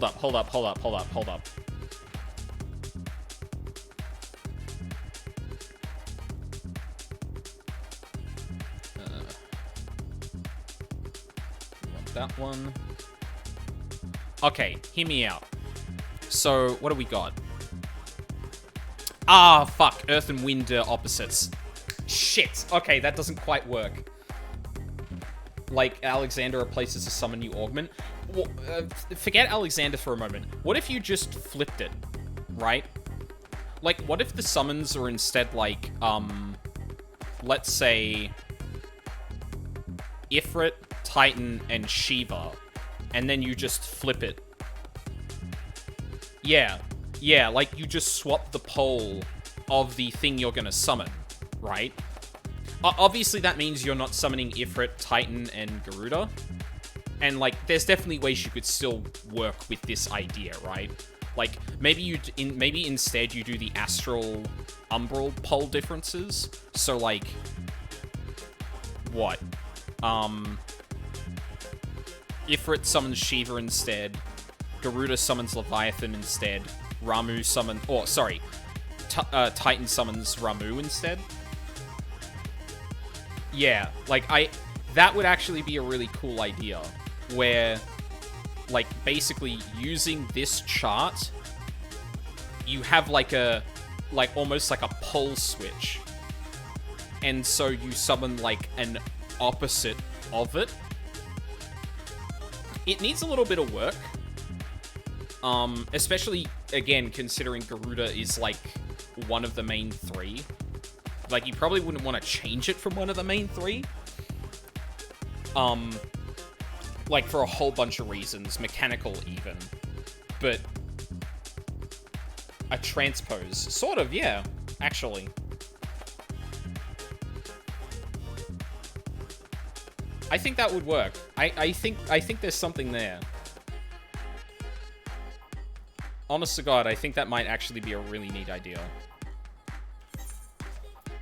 I need one more of you, didn't I?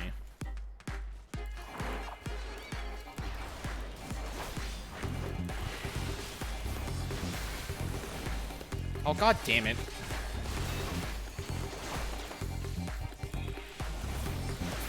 So we're giving Summon a Kaiten and Transpose. No, we're calling it... Listen, we're calling it Transpose. It's actually Kaiten, though.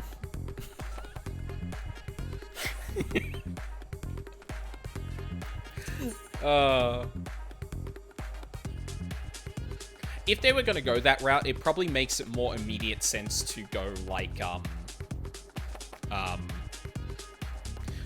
so think of that. Oh, actually, hold on.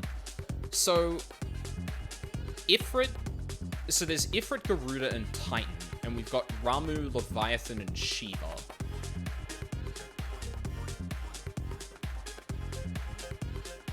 Hold on, I'm going to bring that back up again.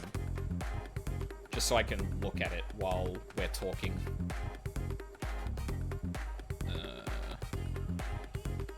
There it is.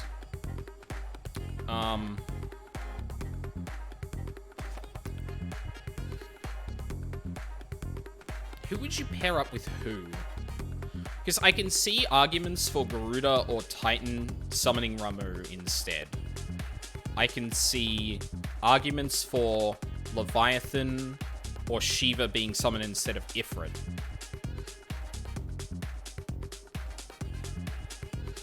I can really only see Garuda and, like, Ramu here, though? Yeah, actually, maybe it goes like that. Maybe it's, can you see my mouse? No, you can't. So maybe Garuda and Ramu,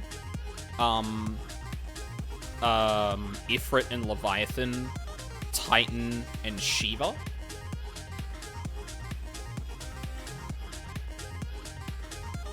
So basically, like,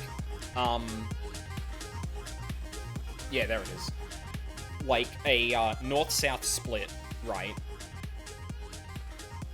Whoever is one of the regular three is summoned regularly, and then otherwise you flip to the other side for the one that gets summoned if it's augmented.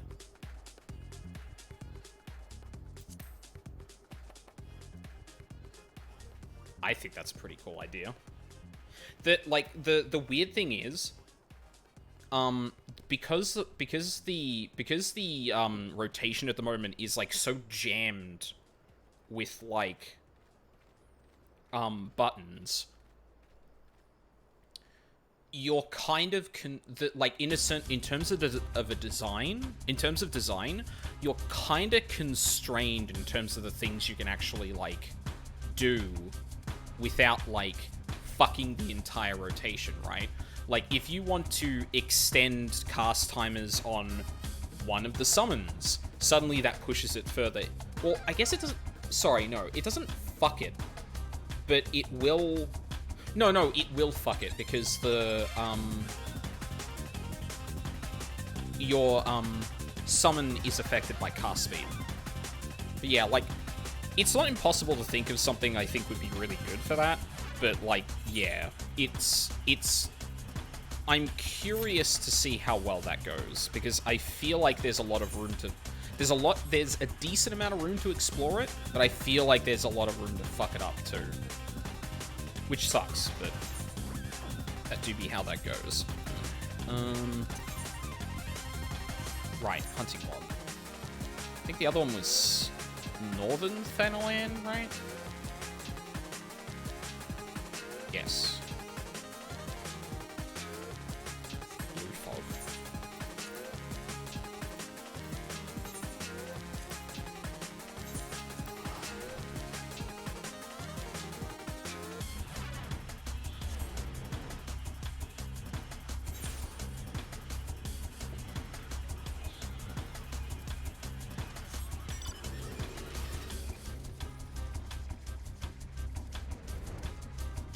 Yeah, like, what they might end up doing, like, maybe the idea was that it has 3 distinct phases that fit into the negative space of your demi-summons and their cooldowns. And they might change the rotation within each of them, but they've got, like, a good baseline to kind of, like, shuffle around summons, maybe throw in some weird ones every now and then. Yeah. The weird thing is, like, because they've already got, like, the alternating, Bahamut Phoenix cycle, I feel like it'd be a bit weird to, like, use something to kind of change either of them. Like, because that feels like the sort of thing that's, like, a 4-minute cooldown. Like, you know, maybe, like, the other demi-summon is Alexander, but, like, it only comes out every 4 minutes. Or maybe, yeah, I don't know. It's definitely, like, simple. They were probably thinking more like trying to proof of concept it more than like making it like super compelling like out of the gate, but yeah.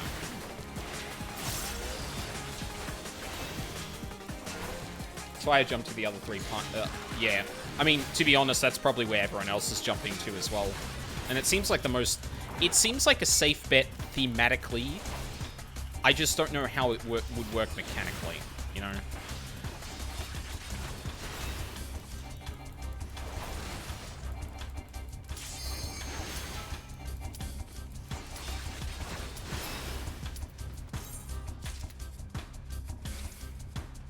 Like, what's the best way for it to work mechanically?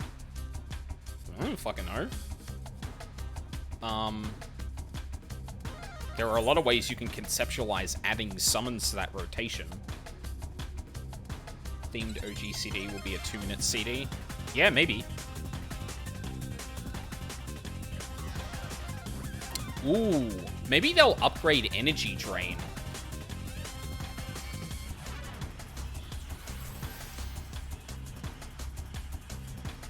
Pick a primal, really. Well, and that's a problem, right? Like, summoners could literally pick anyone.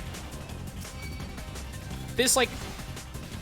They've set themselves like a rigid structure, but in terms of the stuff they can actually pull from, God, they can pull from fucking anywhere. If they really wanted to go wild, they could go like Tsukiyomi as well too. Like... Lakshmi... Oh.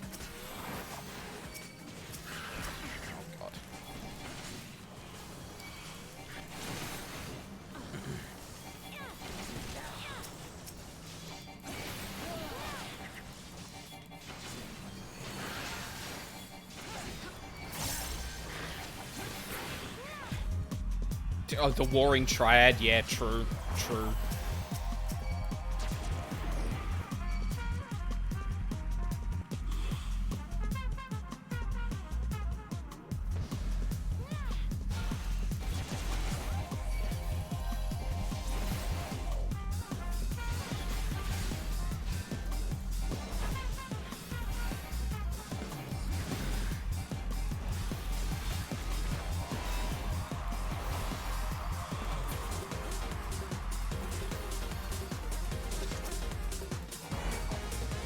Oh, wait.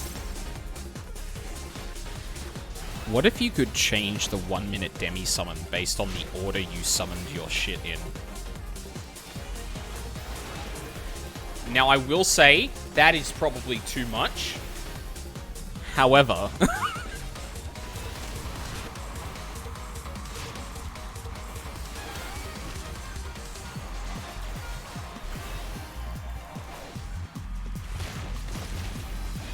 like, make the elemental summons a combo system.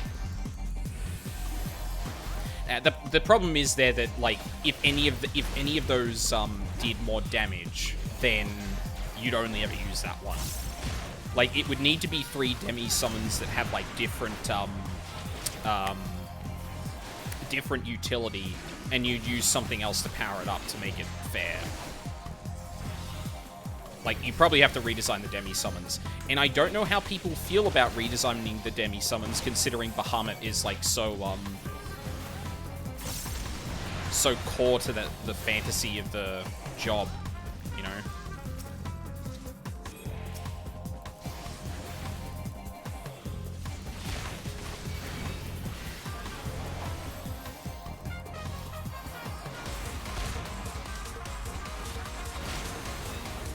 So, realistically, probably not a thing they do. Conceptually fucking sick, though. Because, like, now my mind is going to, like,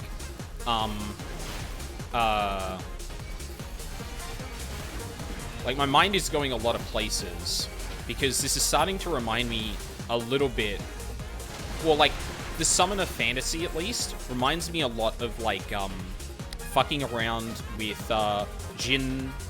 setting combinations in Golden Sun, where, like, you got a lot of different abilities based on the ones you were summoning. Or based on the ones you had used, or the ones you had equipped. So, like, if you chose to empower one, that burns it, but then having the other 2 as regulars, like, oh my god, I'm thinking of so... God, never mind. I think even in the little box they've created for themselves, they've got a lot of stuff they can fucking do.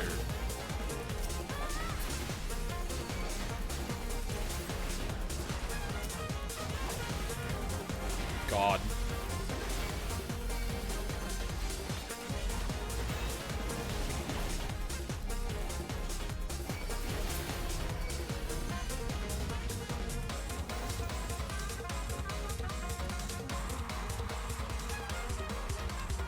That's why it reminds me of 5.4 Monk. Yeah.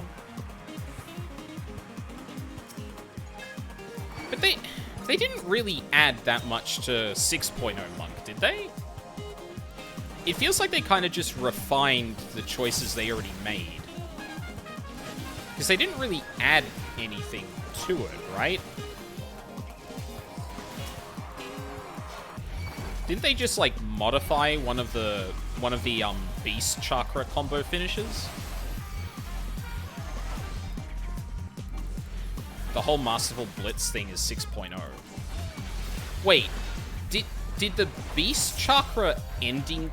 Oh no, it was the Solar and Lunar Nadi that didn't exist before 6.0, is that right?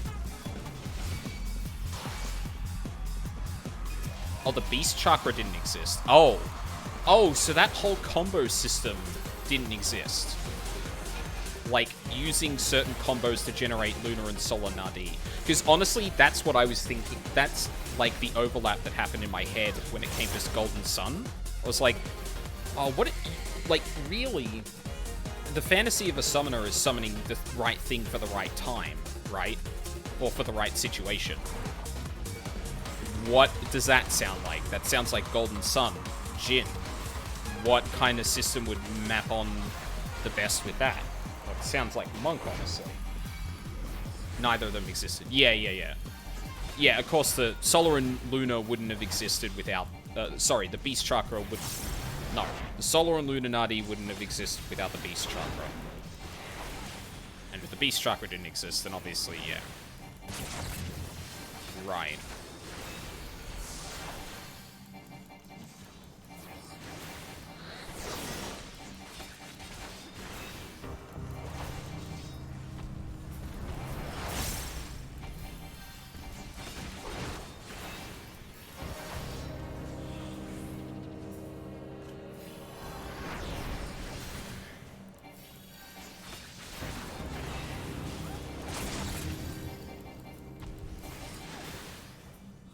5.4 Monk was super plain Jane. Yeah, it fucking sounds like it.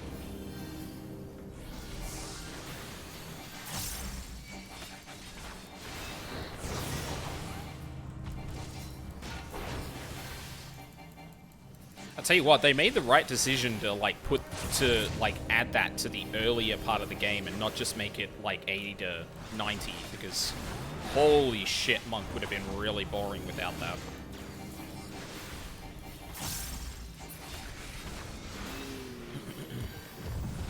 We are gonna hit 50 after this one. Fuck yeah. No.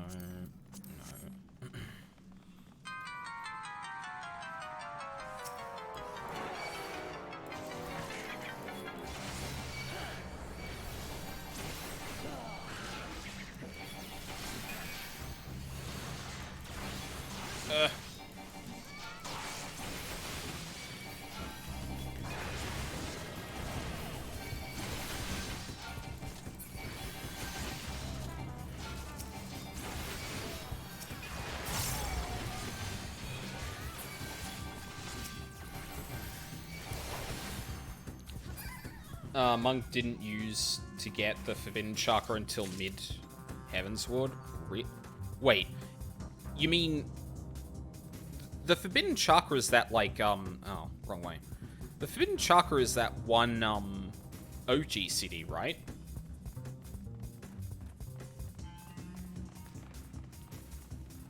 Wait, no, fuck, what am I thinking of? Is that what I'm thinking of? Yeah. That... It is what I'm thinking of, right? Fuck, I don't remember.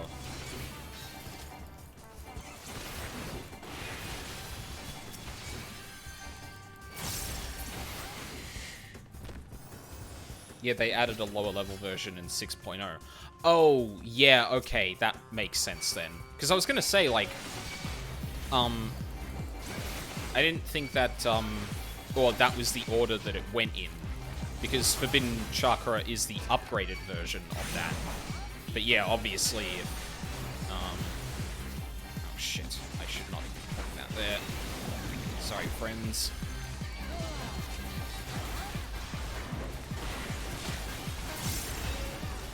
Didn't get the AoE until 72? Ugh.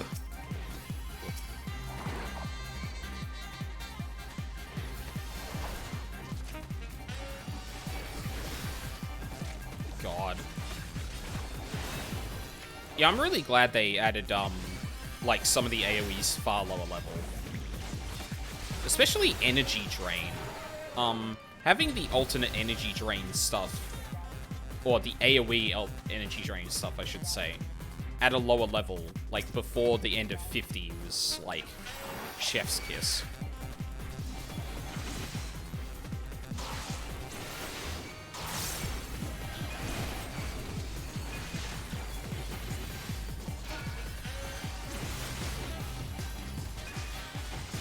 Yeah, wow.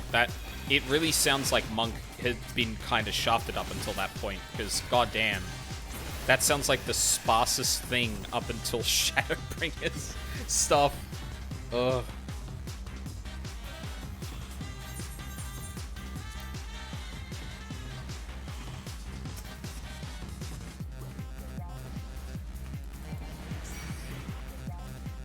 Oh shit, they were watching a cutscene. Fuck. Oh no, they're here. Okay, good.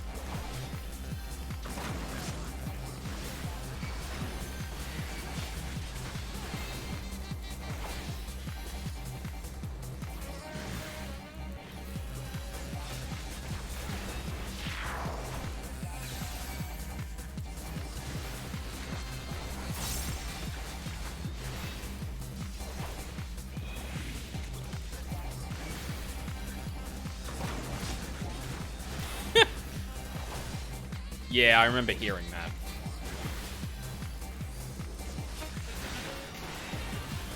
Apparently Summoner was to some degree as well.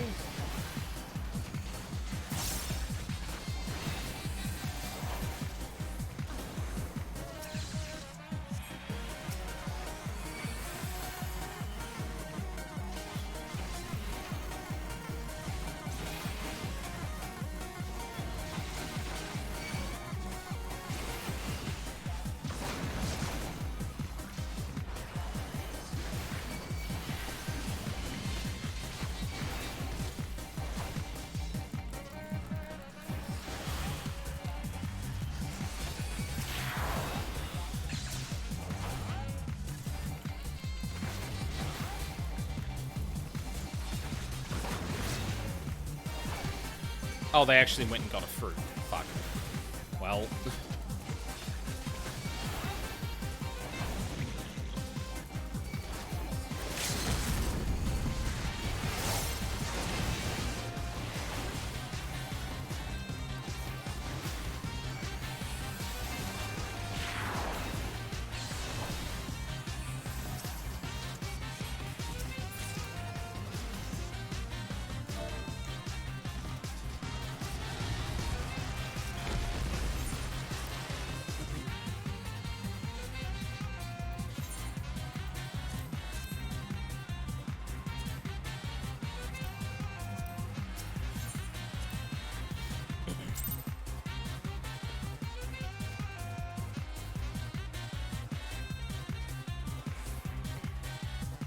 What do you mean by, behind their newest girl?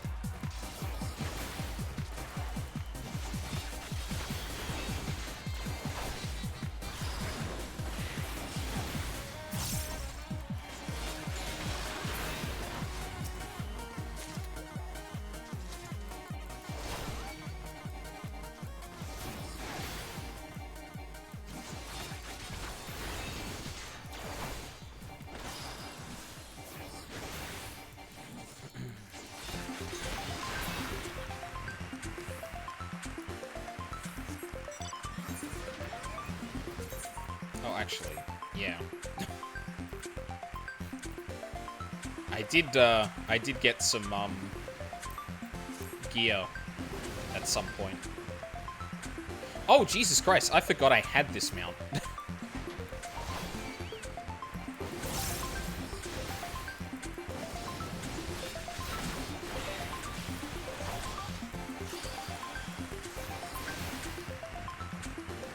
Nice. Fuck. Yes, that's the one. God, why does it do that every time?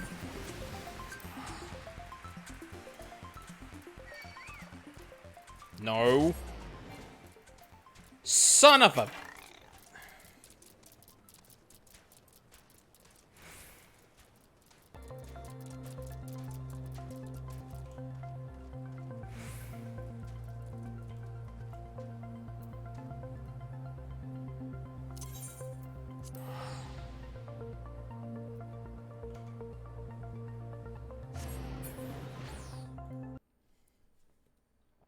Alright, time to put the BGM back up to something. God, I really wish I didn't... Hang on. BGM 69.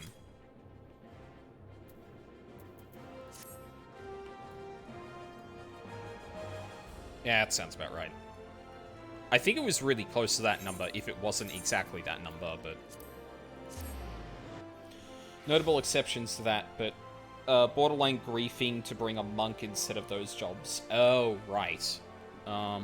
Notable exceptions to that be, but historically monk was a consistent underperformer. Oh, that sucks.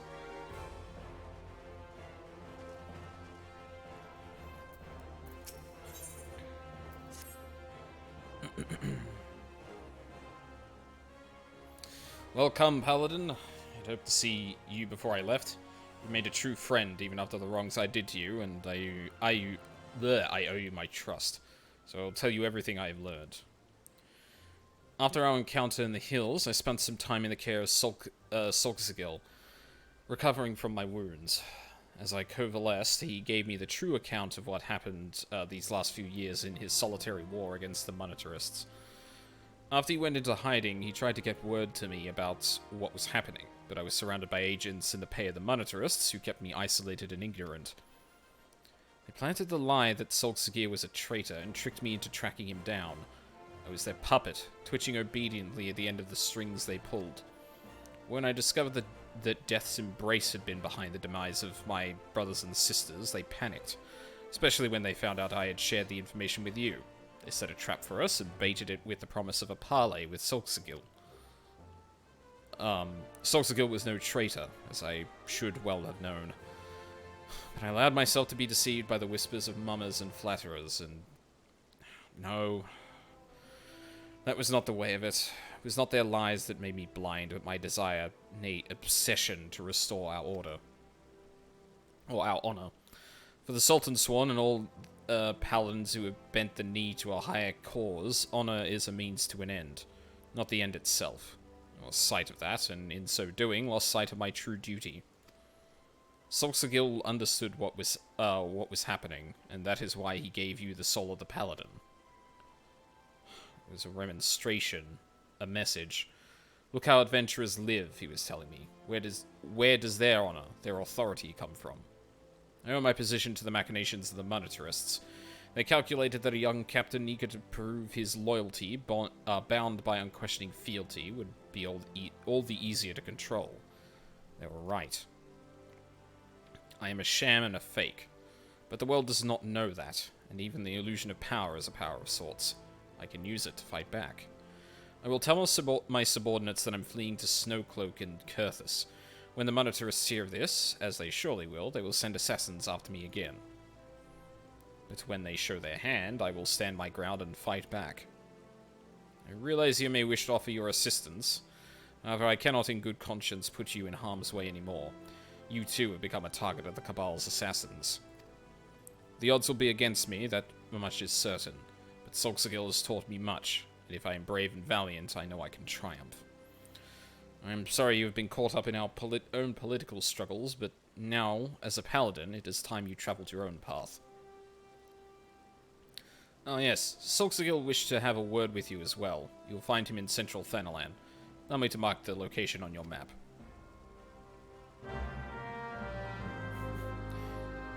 No questions about me becoming a tech paladin? No? Alright.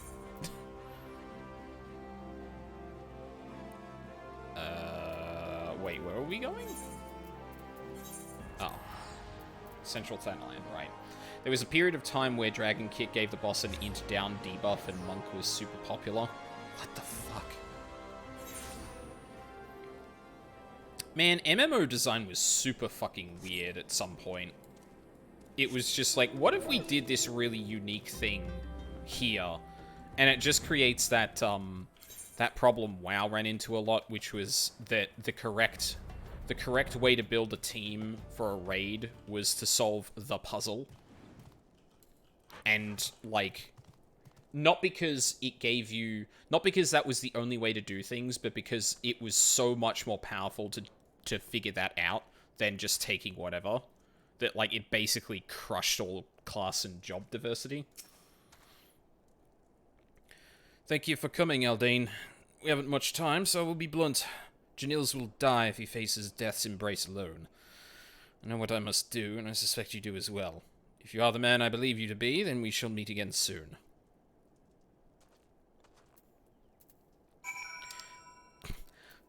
Okay. unironically, that was the most interesting fucking interaction in the entire questline. Because he's just like, well, he's gonna die.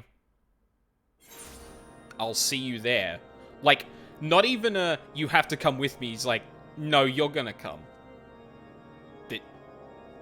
There's no way you're not. Like, just skirting over that fact because he knows is, like, literally the only interesting interaction in this entire job quest. Everything to do with the betrayal and, like, the well, not sock puppeting, but basically the, like, hollowing out of the Brotherhood. Sorry, of the Sultan Sworn. And the first two quests, boring as shit or confusing as fuck, for no particular reason. But this, like, Solskjaer just knowing you're going to help him is, like,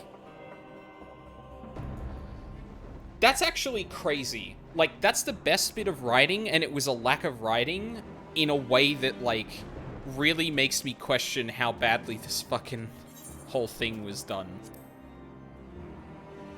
God, Dragoons were actually not viable for raiding for a while on ARR. They would get one shot by magic raid wides. What the fuck? Why? That's so stupid.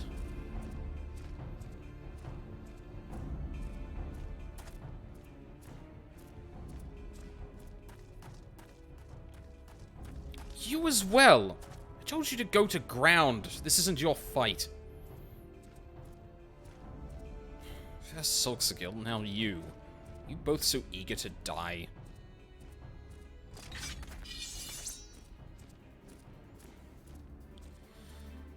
You forget that we are paladins. Wheresoever our duty leads us, we go. And we do so of our own free will. To abide by one's own sense of justice is to embrace the Paladin's creed. Sworn or unsworn, we are Paladins true. The only true oath we swear is the one we swear to ourselves. Fuck me. They made us talk to the most boring Paladin for 80% of this quest line, and then the only interaction we have with Solskjaer, good as it is 2 lines. Yeah, this questline sucks. This questline sucks. Now come, let us stand shoulder to shoulder and show the blackguards, Blackhearts the metal of our souls and the steel of our swords.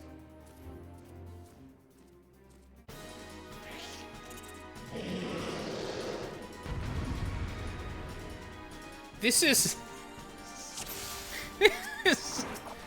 Oh my god.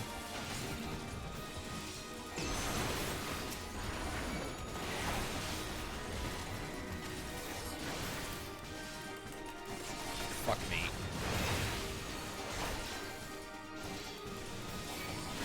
No. No, don't give me that.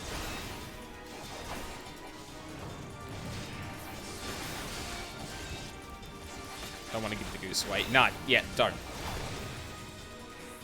I mean, there's only 2 more expansions worth of them, so, like, if it ever gets good, I'll figure out which one's gonna get good. Surely the Monotorist would go to greater lengths than this.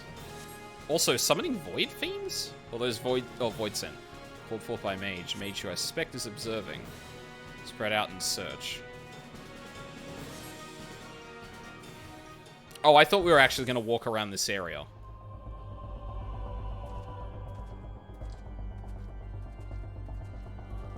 Oh, no, we are. Oh, okay. Good. I'm checking over here first. Yeah, of course.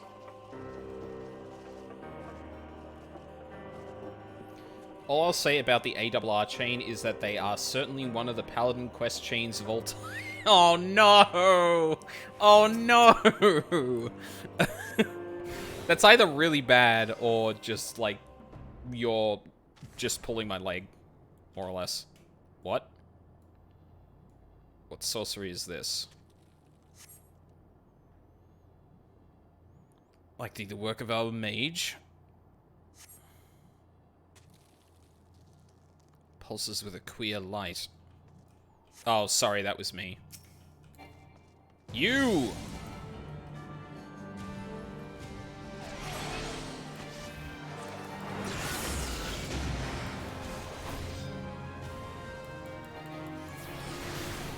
Oh, you're coming down here? Okay.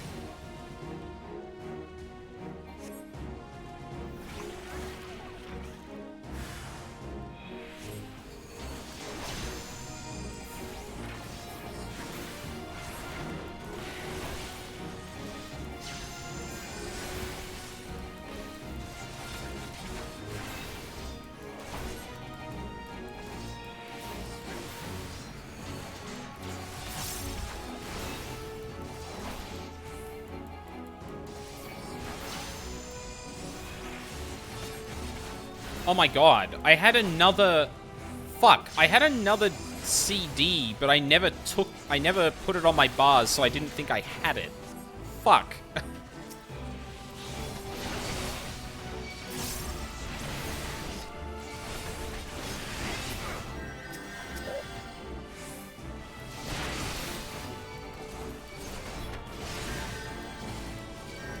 We're really bad at this.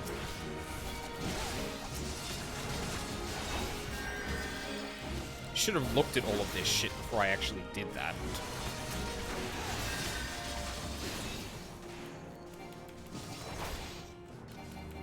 Yeah, 2 minute 30%, yeah.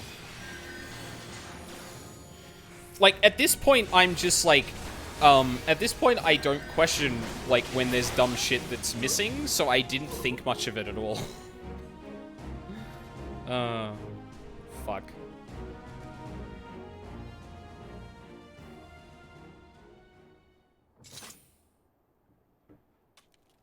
Yeah. You've done well. You never flinched from your duty. You followed the path you knew you had to take, and you showed us what it means to be a paladin. And you even managed to prise the scales from Jenlin's eyes while you were at it. It's been an honor to know you, and to watch you grow.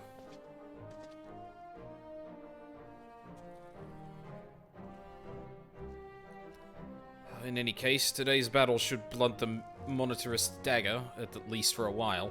They'll think twice before sending assassins after the Sultan's sworn again. I trust you will see to this mess, Genlins. Yes, sir. I mean, Captain. Please, sir, return to the capital. Take up your command again. The burden is too much for the likes of me. The monetarist may have stolen Oathkeeper, but oaths are not forged in steel. They are sworn in the heart. You never betrayed your oaths, Genlins. And as for your leadership, well, I asked this paladin if he learned anything from you. Yeah, not to be a fucking dumbass.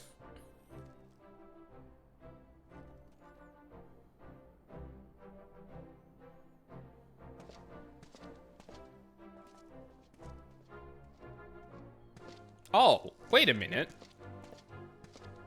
No matter what the circumstances, once a man has left the Sultan Sworn, he cannot return. No. I followed my own path, and on it I will stay. Sorry, I gotta look something up real quick.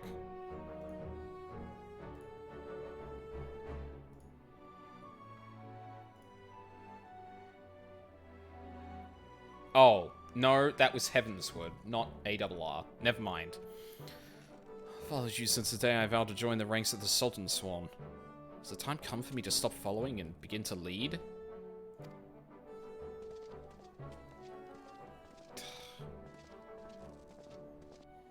Yes, Genlins. Ugh. It's really unfortunate because, like, this is just the most rote thing in the world. Thank you for coming. Once again, you have placed me in your debt. See me in the city when you return.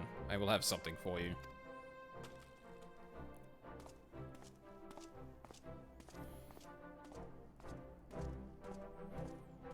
Yeah, it's just really unfortunate because, like, I feel like in other scenarios this would have been just a fine quest line, but no, this is, like, actually just really uninteresting.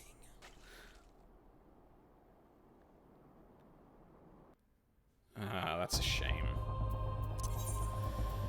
Alright, back we go.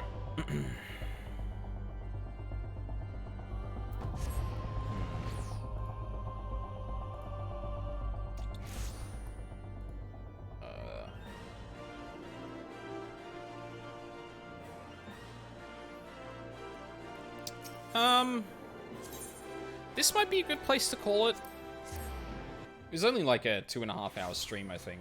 Yeah. But honestly, like, this might be a good bookend. Actually, no. I'll see what the next quest is. Or, like, get the initial Heavensward one done. Welcome, Paladin. These have been troubled times for the Sultan Sworn, and you have served us loyally. You did what was just, followed the Paladin way, and defended the weak and needy. You are a true Oathkeeper. Wait, what weak and needy did... This is so weird. Like... Well, shut up. This is so weird, because, like, on one hand, I actually appreciate that, like, the game is kind of just acknowledging that, like, well, implicitly, the stuff you're doing in the main story quest line is defending the weak and needy and blah, blah, blah. So, like, obviously you're proving it in that way. But, like, Genlands hasn't really mentioned any of that. No, I'm too sleepy to shut up. Yeah, that's true. But yeah, Genlands hasn't really... God. So much of this was, like, almost okay. Like, all they needed to do was make it, like, go into the whole betrayal thing faster, so Genlands is obviously seen as more incompetent and a blind idiot, so that we could deal with that in the quest line, instead of that happening right at the end, before we just go and solve shit anyway. Right? This is really bad. Well, it's just, It's just, I'm not gonna say it's, like, awful. It's just, kind of sucks. You true Oathkeeper. Honor and right were yours from the very beginning, and that is what made you strong. Strong enough to defeat me. The sword Oathkeeper is yet to be found, but I have come to realize what I need to do, that I do not need it. Nay, not to lead the Sultan Sworn, nor to restore our good name. The oaths we keep are in our hearts, not in hallowed blades. Solxagil has left to wander the nations of Eorzea. He is a man of honor, and unless I am very much mistaken, he will continue to look for the sword that was gifted by our ruler centuries ago. I shall continue to serve Uldar as one of the Sultan Sworn.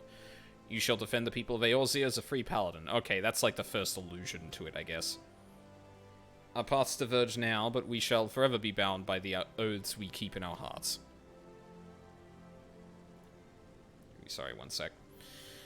But listen to me. Noble words aren't much good to an adventurer who is to face monsters and menaces out in the real world. But fortunately, I have something that will serve you rather better. The sacred armor has been kept within the Sultan Sworn for many generations. It was given only to those Sultan Sworn who had, through feats of arms and deeds of great courage, earned the privilege to wear it.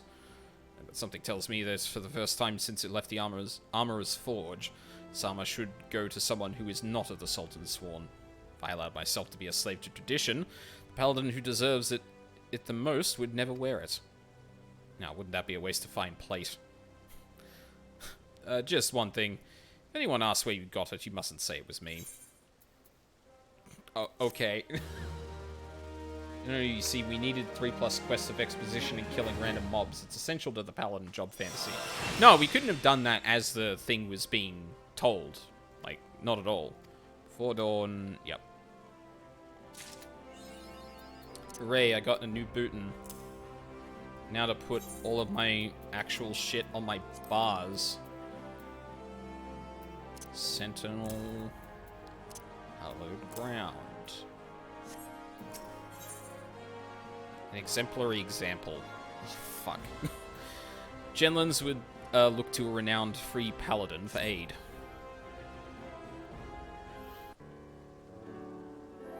We live in troubling times, Aldine, as you well know. That is why it is more important than ever that the Sultan's Sworn stand ready to serve as the sword and shield of the Sultanate. For a time, I feared that our order was doomed, but then you helped us to restore our good name. What?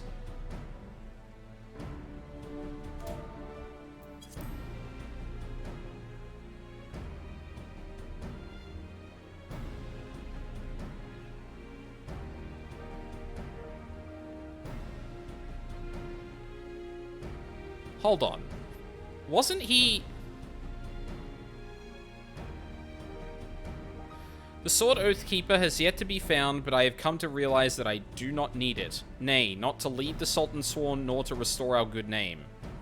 The oaths we keep in our hearts, not in hallowed blades. And then he goes on about Solskjaer... Oh, Solskjaer. Fuck, I keep pronouncing his name differently. Solskjaer wandering. Hey, you should take this armor. Me being a sappy dude's not gonna help you. And now he's just saying, you helped us restore the order of the...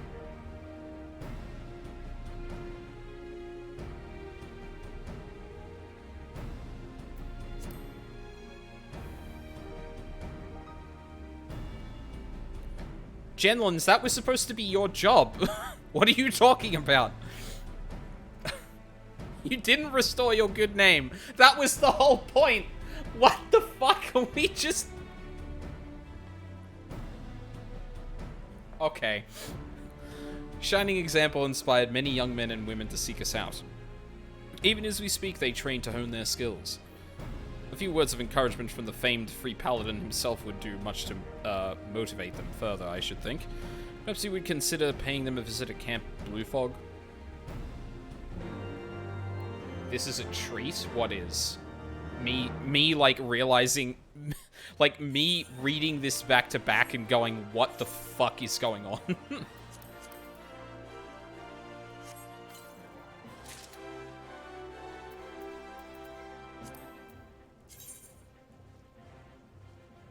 Is that just the fucking Heavensward armor? It looks like it. That just... Yeah.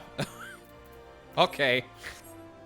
Also, I need to clean out my fucking armory again. Again. Fug.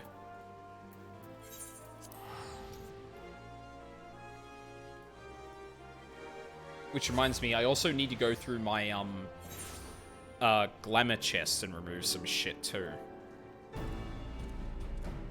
Totally an Uldar job, though. Yeah, true. Alright, I kind of see it.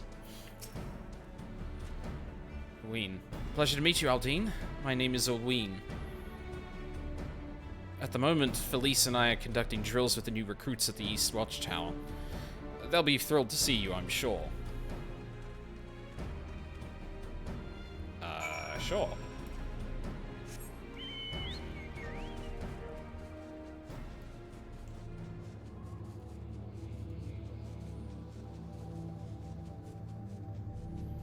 I think there's crustiness since it's not Paladin and JP, it's Knight. What do you mean?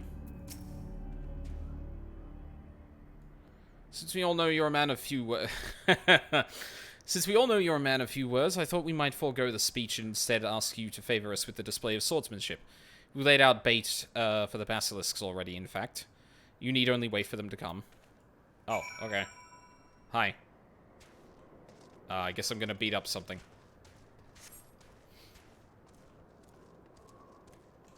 What do you mean by crustiness, newest girl?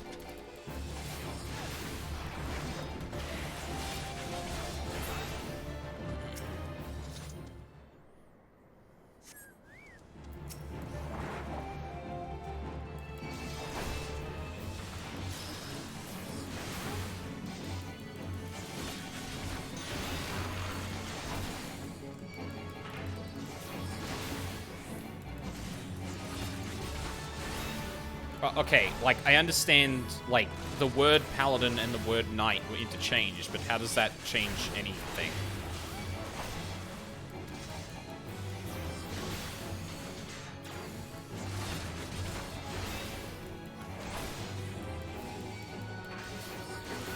Like, do you mean some of the other dialogue they translated doesn't make sense if it's paladin or knight? Like,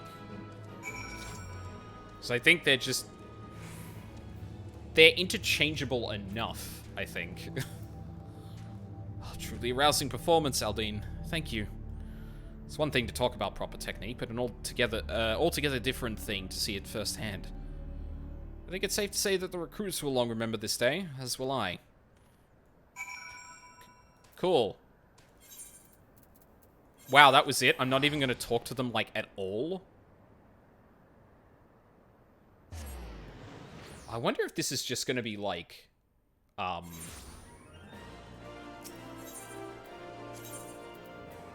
wonder if this is just going to be, like, one big training montage. Or is some intrigue actually going to happen at the end of this quest?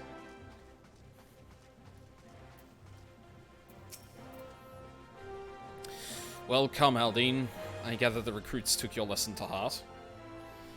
Would I had some way to repay you, some knowledge of or technique to bequeath to you. I am humbled to admit that there is nothing I can teach you. All I can offer you is my heartfelt thanks. Pray go forth, my friend, and continue to defend the people of Eorzea, Uldar and Eorzea at large. Okay. I was gonna say, if that was literally it, what the fuck?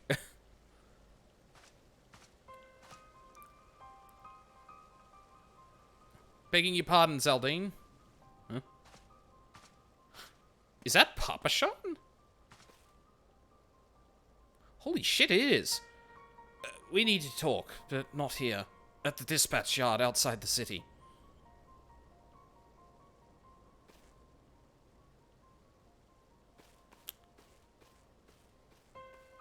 Yeah, I remember something related to you that surprised me when I learnt it. I thought that happened... Wait, was it already established that he was, like, a paladin? Fuck, I forget when that was revealed. It felt like that was a reveal at the end of the level 15 Thanalan questline?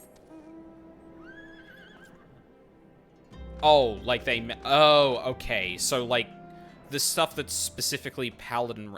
Well, but what do you... Okay, so, sure. They did more than a find replace. What do you mean crusty, though? Like, that's the bit I don't understand. Like, you're suggesting that the paladin questline doesn't make sense?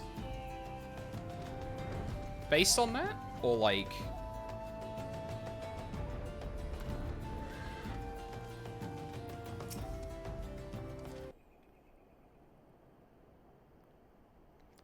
Thank you for coming, Aldine. You must be wondering why I called you here. It concerns Sulksagil, Genlin's predecessor. As you may recall, he continues to search for Oathkeeper, the sword stolen from us from the monetarist's minions. From time to time, he sends me missives, sharing with me his latest discoveries. His most recent one containing a startling claim. He wrote that he had found the sword at long last. But that was some time ago, and he has not contacted me since. Well, yeah, okay. If it's too... Maybe DM me at some point tomorrow when you're awake. Because you're just saying it's weird, it got more than translated. It's not like... Yeah, you're like circling the wagon on the point. So like... Plus, you've got like 10 minutes before Guilty Gear thing. Well, I guess you can't go to sleep, but regardless. I would not trouble Genlins with this news, not until I learn what, has become of Sulksagil, at the very least. Will you help me find him? Here we go. I knew I could count on you, Aldine. For now, all I know is that his last missive came to me by way of Ishgard. Once I learn more, we can begin the search in earnest. Huh. Like Uldar Ishgard being Knight Paladin crustiness.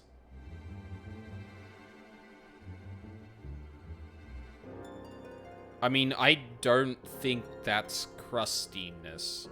Like, it makes... I guess what you're saying is, like, it makes more sense for knight when you can just be a generic knight, but it doesn't make sense for you to be paladin when there is a Halone Ishgard theming thing going on. But, like...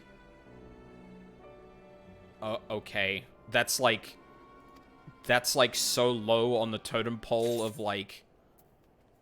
Like, if the rest of the quest line was really good, like, maybe I'd take issue with that. Maybe. But that's... I don't know. Knight fits Uldar more than Paladin?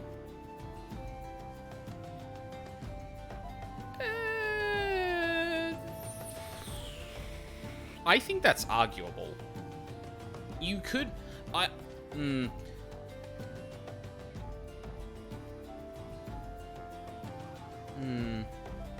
just talking about lore considerations. Well, yeah, I understand what you mean. I don't think I even agree then. Like...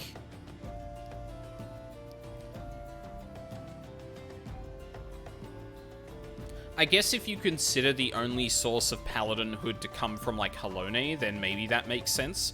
But I don't know if that would necessarily be the case. Hell, as Solxagil kind of alludes to, like, the source of the creed is not what matters. It's much more about you holding to that, right? So if you took on your own personal one and held to that, you could be a paladin. Now, technically, could you still draw on the same powers? I'm not really sure. I think it would probably come from the soul of the paladin, because that's where it seems to come from with everyone else. But yeah.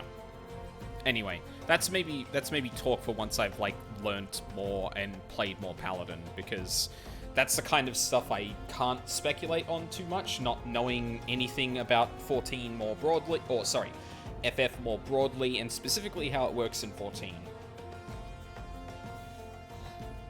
No, I don't think you said that. What I'm saying is I don't think it did make that, if that was your claim before. But then you clarified, and I'm like, well, I don't think it even is bad for that. But, yeah. This is a conversation for when you're awake. And anyway, I'm about to end stream. So, yeah. Sleep. Well, actually, no. Watch Guilty Gear, then sleep. Anyway, so probably not streaming tomorrow night. I'll probably take the night off before streaming on Friday, where I'll play Elden Ring. And then on the weekend, I'm going to be starting up Devil May Cry. I will be starting late Saturday because I've got some stuff on in the morning. But Sunday's going to happen at the regular time. I'll get the schedule up tomorrow to make sure that's there. Anything else to talk about? Not really, I think. No. Like I said, I might get, like, pretty deep into the leveling for Heavensward before I, like, stream Paladin again. Depends on how I feel about it, honestly. I actually zoomed through the levels a bit quicker than I thought I was going to, but I have to remember that, like, the hike from like 30 to 50 is significantly shorter than from like 50 to 60, 60 to 70, and so on. So I'll do a few levels in dungeons and some other stuff, see how quickly that's going, and then make a judgment on like what quest I'll get up to before I start doing stuff there. Yeah. That's going to be it for now. So thank you very much for watching live or on the VODs. I really appreciate it. I hope you're all having a lovely day, and I hope to see you all next time.